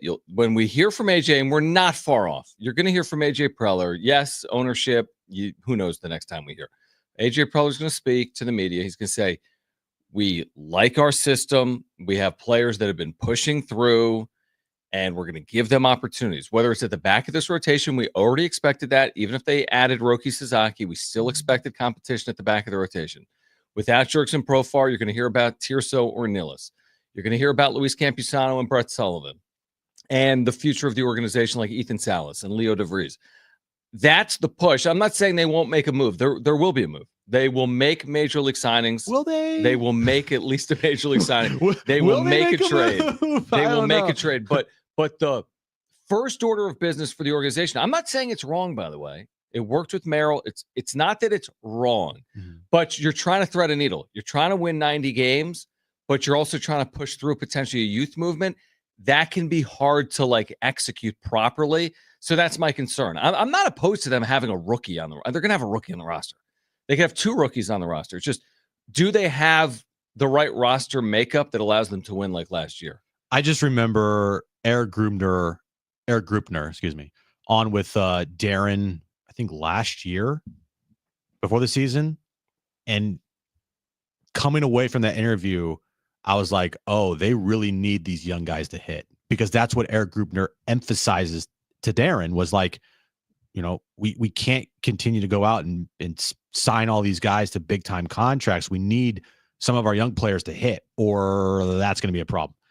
And they got Jackson Merrill to hit in a big way. That was huge. Can they find another Jackson Merrill? That's a tough ask. But like you said, I agree. Going the youth movement route, they're going to need Leo DeVries and Ethan Salas to be good. They don't need to have them be like all-stars. But we're not talking the problem with those two specifically, it's not a knock on them, is we're not really talking 2025. Right? DeVries and Salas, we're not talking 2025. We're talking 2026 and beyond. And I think they can hit on a young player other than DeVries or Salas. Yeah. There likely is, who knows? Maybe Randy Vasquez has a terrific year in the rotation. Maybe Matt Waldron does. Maybe whatever. Johnny Brito, you get the point. I'm sure there's a young player or two that's going to emerge on the Padres, but will it be enough? You're replacing Jurickson Profar. You're replacing a good amount right now. Will it be enough? You finally got rid of Wendy. Yeah. Will it be enough? I don't know. Because we were asking the same questions last year at this time about Jackson Merrill, a guy who never played center field, and all of a sudden he turns into an all-star center fielder, the best in the National League. Right? No, I wasn't expecting that. I was not expecting that either. Yeah. We were asking very valid questions. Can he, live up to this hype that is been given to Jackson in spring training? Can he play a solid center field? Can he, play a full 162 game season? Can he, how is he going to adapt to major league pitching? He did it all beautifully. That's great, but you're going to need more of those guys to hit. I just don't know, Tirso or really, is that a guy that they're going to rely on to try to hit 70% of what Jackson Merrill gave this team last year? And it's not personal. I mean, he might be terrific. He's a great story. He's out of TJ, right? He's about to be 25. He's had, good minor league seasons, including last year in AAA when he had an 864 OPS and hit 23 home runs. He may be the one. Maybe they get lucky, right? I don't know if it's lucky. Maybe they knew this all along. Maybe they weighed the pros and the cons, Jim. $14 million for Profar or Tirso or Nealis, and they did the math on it. They ran the analytics and said, you know what, the difference isn't going to be that significant. We'll save the money there and use it elsewhere. Well, you're going to need a good amount of production from whoever replaces Profar. It doesn't have to be from that one singular player. If they use 3 different players in left field, you're going to need to get close to 20 home runs from whoever the combination is in left field. You're going to need to get a combination of around a 340-ish on base percentage, 350 on base percentage from a combination of those left fielders that you have. And you're going to need to get a combination of these guys giving you around, 80 plus RBIs. Well, I still go back to something we said earlier this week, which is like you had a top 8 offense in baseball last year.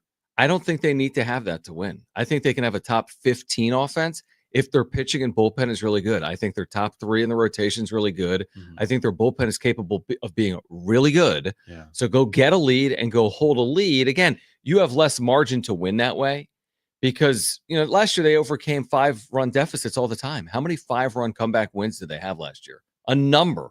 6, 8, 10. That's a crazy number for the Padres. So I just don't know if they're going to do that this upcoming year. Are they coming back from 6 runs down with a incomplete lineup? And maybe they will. They came back from 8-0 down against the Cubs on some random night in April.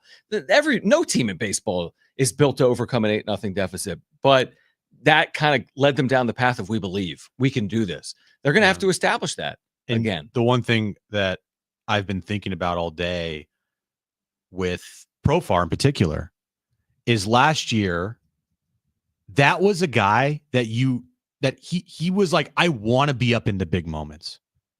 And, he was a lot of times the unsung hero, and then he turned into like the guy. But Profar loved to be in that situation and in that spot. And most of the time he came through. Who is that going to be this time? Because it's not always going to be Jackson Merrill and Manny Machado at the plate in big moments, or Fernando Tatis Jr. But it's funny how that works. Like it was Higgy at times last year, or it was Peralta Solano at times last year. You know what I mean? Like it was all these, you just don't know. I mean, that's the difference between like a good player and a good team. I thought for whatever reason they had a knack. They really did. Like last year, they just had a knack for the dramatic. Mike Schilt gets credit for that. The team gets credit for that. Maybe they'll have that knack again this year. Maybe that'll be Luis Campusano. Maybe, but it's hard to say right now when what we see this team have, I don't trust Campy to be that guy. Like Tirso, got to see it. Right. Yeah, we don't know anything about a lot of these minor league players like Brandon Lockridge, like really? It's tough because you're going to put so much pressure and reliance on your big bats to like, you got to perform and you got to stay healthy. And the key player to me next year, if they don't make any of these moves, like to me, it falls a lot on what is Xander's year going to be like? Is Xander going to put up a 280 season with a 785 OPS and 22 home runs and 89 RBIs? Or is he going to put together another season like he did last year and he can't stay healthy, or a season like he did in 2023 where it was just awful until he had a breakout in September when those numbers didn't matter? Honestly, and I'm with you on Xander, I'm going to do the heavy as the head that wears the crown game all year. You know it. It's going to be on Machado and secondarily Tatis. But it's on Machado. He's the polarizing figure. He's the one that has controversial statements. He's the one that everyone knows. He's the one on the Hall of Fame trajectory. Yep. It's all on him, dude. And it's not fully fair. It's not his fault if Xander doesn't produce, and it's not going to be his fault, the team's record. Like he's not responsible for them winning or losing. Like that's not his only job. He can only do so much. It's at the end of the day, this thing is always going to come back to Manny Machado. We've said it so many times over the years. We can put it in Xander's hands or the other's hands. I already know what I'm going to be saying, and I know what you're going to be saying. We're going to be looking at Manny's productivity. If he's producing, it's a reason why they're winning. If he's not producing, there's no path for them to be good when he doesn't produce. Look at their first half last year. None. They weren't good. They were a 500 team until what? 100 games into the year, 90 games into the year. Yeah, and Merrill was having Profar's having a great first half. And Merrill was having a really good first half. Tatis, while healthy, was having a really good first half. Yeah. Yeah. there's a lot that falls on Manny, and you got to make sure that you keep him as engaged as possible, because you can lose Manny very quickly. And if this thing slides down a hill, like you lose Manny, that's going to be a problem. Mm-hmm. No, he's the critical figure in this whole story. Yeah, he's gone through how many managers here, and how many ups and down years with Manny here. Like, you got to make sure that things steady out, and they aren't going to be a bumpy ride. And this year, the trend lines, it's already playing out, but the trend lines are so far with this team, while Manny's been here, this year is supposed to be a bumpy ride down year. True, but I will say the elbow that he even spoke publicly on, that was supposed to take a year to be fully healthy. Yeah. He definitely produced the second half of the year, which spoke to maybe the progression of the elbow, and now we're further removed from that. So hopefully it's over 162, not over 81 for Manny in 2025. All right, Jim's back page is on the other side. We're here until 6 p.m. It's Jon and Jim. San Diego sports traffic. This report is sponsored by Lowe's. On southbound 15 before El Cajon Boulevard, there's a crash in the slow lane, the right lane, eastbound 8 after the 805, a collision reported there, and one clearing from the ramp northbound 5 to J Street. It is off to the side of that ramp. I'm Lori Kane to check on your freeways. Lowe's knows it's easier to make the right calls when you have the right team. Download the Lowe's app to get their home improvement playbook in your hands, so you can get their team's expertise anytime. Prescriptions require an online consultation with a healthcare provider who will determine if appropriate. Restrictions apply. See website for details and important safety information. Price varies based on product and subscription plan. Hey guys, let's talk ED, because millions of men experience it. Did you know that 1 in 4 people seeking treatment for ED are under 40? So you're not alone. And even better, Hims can help. Find the ED treatment that fits your needs at up to 95% less than the brand names when you get started at hims.com/radio. It all starts with an online intake form. From there, a medical provider licensed in your state will determine if ED treatment is right for you. Through hims.com, you can access a full range of treatment options for ED, including daily or as-needed meds through a 100% online process. If prescribed, your medication is shipped to you for free. Millions of men experience ED, but Hims can help. To start your free online visit and save up to 95%, go to hims.com/radio. That's hims.com/radio for your free online visit. HIMS.com/RADIO. What could you do with an extra $75,000 right now, or even a couple $100,000? If you own a home, you can get that money in less than a week with Loan Pronto. Hey guys, it's Schaefer. Loan Pronto is the leader in quickly converting your home equity into cold hard cash so you can pay off all your credit cards or start that home remodel. Loan Pronto has several easy options to let you access the cash from your home.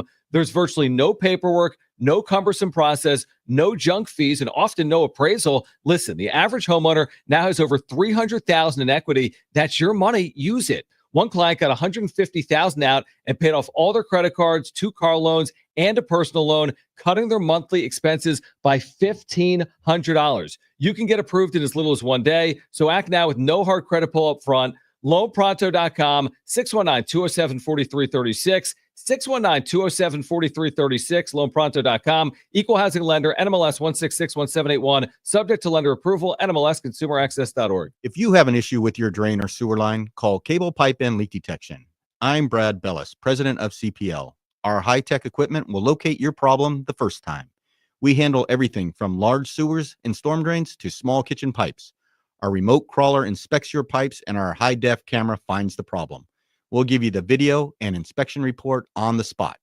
If you have a drain or sewer problem, call Cable Pipe and Leak Detection today at 1-800-450-LEAK. Taxes was not knowing your full financial picture.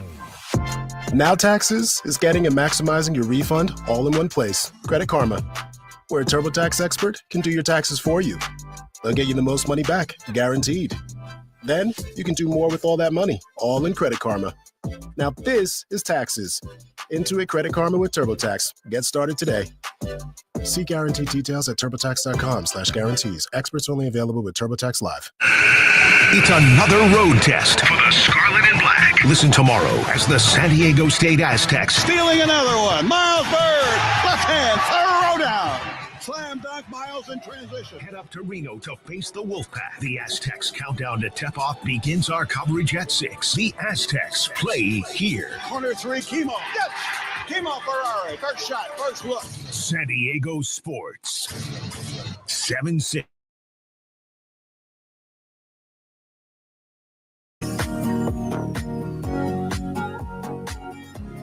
All right, final time on Jon and Jim. Hope you join us tomorrow. Our pregame coverage for the Aztecs at Nevada will begin at 6 p.m. Ted Leitner in Reno.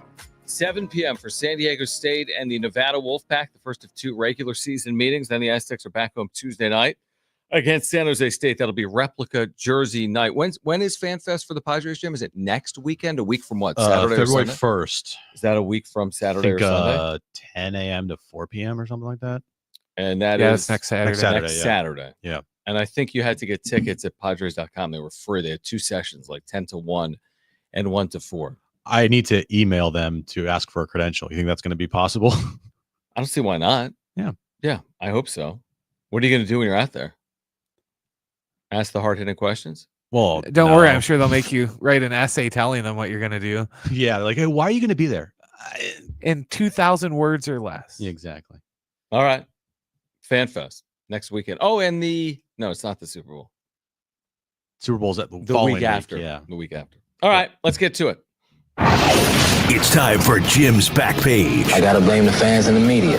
And after that, it's the lineman's fault, it's the coach's fault, the owner's fault, the turf, referees. Today's stories that you might have missed.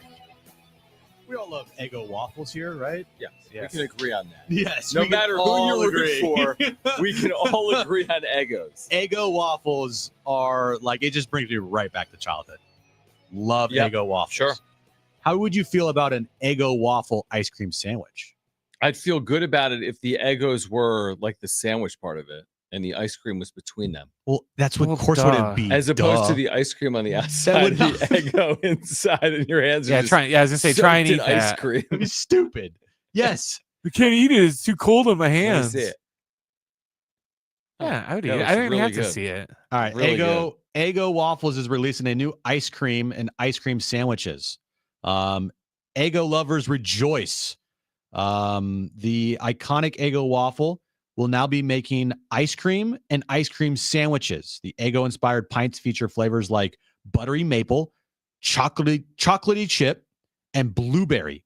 While the sandwiches pair these delicious ice creams with a brown butter waffle cookie on each end, creating a perfect handheld treat.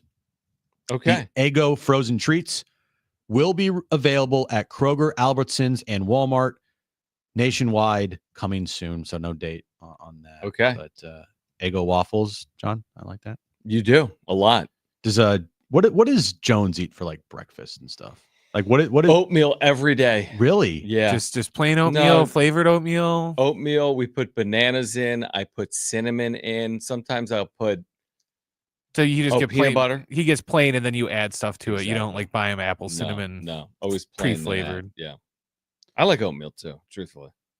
It's just easy. It's easy. all right. It's healthy enough, right? Yeah. It's, I like oatmeal with like peanut butter in it, and then I yeah, have me too. fruit on the Lots of side. peanut Yeah, me butter too. in it. Yeah, it's Same. good. So TikTok is back. Yeah. Okay, I guess for 90 days. I don't know how long it's going to be back for. Anyway, it's back. But interestingly enough, TikTok will no longer be available in the App Store as of Really? next Thursday. Reason being? Because I know it was gone for a day, then it's back. I But don't- why is it not in the App Store? I don't know. Interesting. So you're saying if you want TikTok on a phone to get it now, because it will be gone from app stores. Yeah, it says, however, there's still a way to get back on the platform for a price. eBay sellers are hopping, oh my God. They're hopping? No. Or are they having? No, not Hoping? hoping, not hopping. Dude, we might have to end this segment. Or you may Hooked have on to, phonics you didn't may work have for to Jim. plan it out or something. I'm very loopy on a Friday at 5:50, okay? Dude, you're very loopy. We started the show, you were loopy. You tried to say the dude's last name. I couldn't say At the it. Padres sign. and you couldn't say it. Marciano or whatever his Yeah. name is. Oh boy. Anyway, I'm an idiot. eBay sellers are hoping to cash in on the TikTok crackdown, listing phones with the social app already installed for tens of thousands of dollars. One seller listed an iPhone 8 Plus with TikTok for $1,200 on Come eBay. man.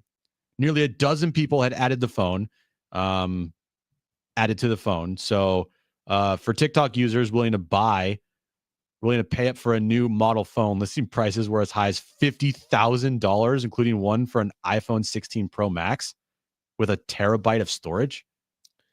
Well, I'm hoping that goes well for everyone. I'm hoping it does too. So, why would you do that? No one will. Nobody should. Right. And finally, that 11-year-old kid is smart. He is declining the Pittsburgh Pirates offer of 2 season tickets behind home plate for the next 30 years, a softball game for 30 people at PNC Park, spring training experience like no other. You get to meet Paul Skeens, get an autographed jersey, blah, blah, blah. Instead, this card will be going to auction. Pirates, if you wanted to make a real offer, you should have offered like season tickets for another team. Nobody wants your season tickets for 30 years. Over the last 30 years, how many playoff games have the Pirates won? If you had season tickets for the last 30 years, you know how many they've won? 0. Yeah, but if you're going to go by that, then don't look at it as, hey, I have season tickets for the Pirates. You can see all the other teams that come in. Don't worry about the Pirates. Yeah. It's Bryce Harper's in town this week. I'll go watch the Phillies. You look at it that way. And and you control the Pirates by sit behind a home plate in the opposing team gear every single game. Yeah, I would never take that deal ever. And finally, Costco finally confirmed, John, this summer they will be making the switch to Coca-Cola. From Pepsi, presumably? Yes. No, from RC. What's the reasoning here? Coke is better, duh. Money. But Costco's been Pepsi, I guess, for 20 years. Yeah, but now they're going to Coke. That must have been the biggest deal ever. Oh, like those meetings between Costco and switching Coca-Cola. from Pepsi to Coke. That's like the biggest thing ever. Coke is just a superior brand. Sorry. I do like Coke personally. Well, you drink a Diet Coke every day. Not every day. A couple times a week. Almost every day. It's not personal, though, to Pepsi. I just like it. Right. I like it. I like Coke better than Pepsi. I'll drink a Pepsi, but Coke just has a better flavor to it. It does. Especially cold out of a can. Oh, you want to know why? Sure. Because Coke and Pepsi got into like a bid off, and what? A bid off. Okay. And Costco wanted to preserve the $1.50 hot dog and soda combo, and I guess Coca-Cola gave them a lower price than Pepsi did, so that's why they switched to Coke. Pepsi, so way to ruin everything. So they could stick, keep the 150 combo. Are they going to keep the hot dog? Yes, they're keeping the 150 combo. Yeah. Okay. In place, which is like a great deal. Yeah, it's amazing. Oh, it is. Imagine if they raised the prices on their combo hot dog meal, everybody would be losing their freaking mind. Remember the last CEO was like, I will. Yeah, they threatened to do it. He's like, I'll kill you. Wow. Like, they're serious. Okay. I think in the business, it's like called the lost leader. Like, it gets you in the door and then you spend $1,000 on something else. Okay. Right. So they lose 50 cents on that, but you buy something else. They don't even get you in the door because it's outside. Right. You don't even have to go inside. But it's like they say on crayons at Target. They'll put crayons there for $3. Maybe the crayons actually cost $3.50, but you're in Target. Now you're spending another $200. Right. So, all right, they lost 50 cents on crayons. They made $100 and everything else. Yeah. Exactly. That's why people watch Jon and Jim. You learn about economy. The economy. How the economy works. We're teaching economics. Yeah, there you go. Here Capitalism. on Jon and Jim. All right, me and Ben Fletcher will be with you tomorrow night at 6 p.m. We'll get you ready for San Diego State and Nevada. Tip off at 7 p.m. Then me and Jim back with you Monday at 2 p.m. FanFest week. The truck will have made it to Peoria. The truck's there, bro. Oh, yeah. It takes like no time. Yeah, like 6 hours. Yeah, it's not like they went to Miami. Good point. Yeah. All right. Much more for you Monday at 2 p.m. on Jon and Jim. If you missed anything, sportssd.com, iHeartRadio app, iTunes, TuneIn Radio, Spotify. We're on YouTube. Follow us on social media at Jon and Jim. For Brent and Jim, I'm John. Keep it here at San Diego Sports 760. Okay, bye. Bye. Bye.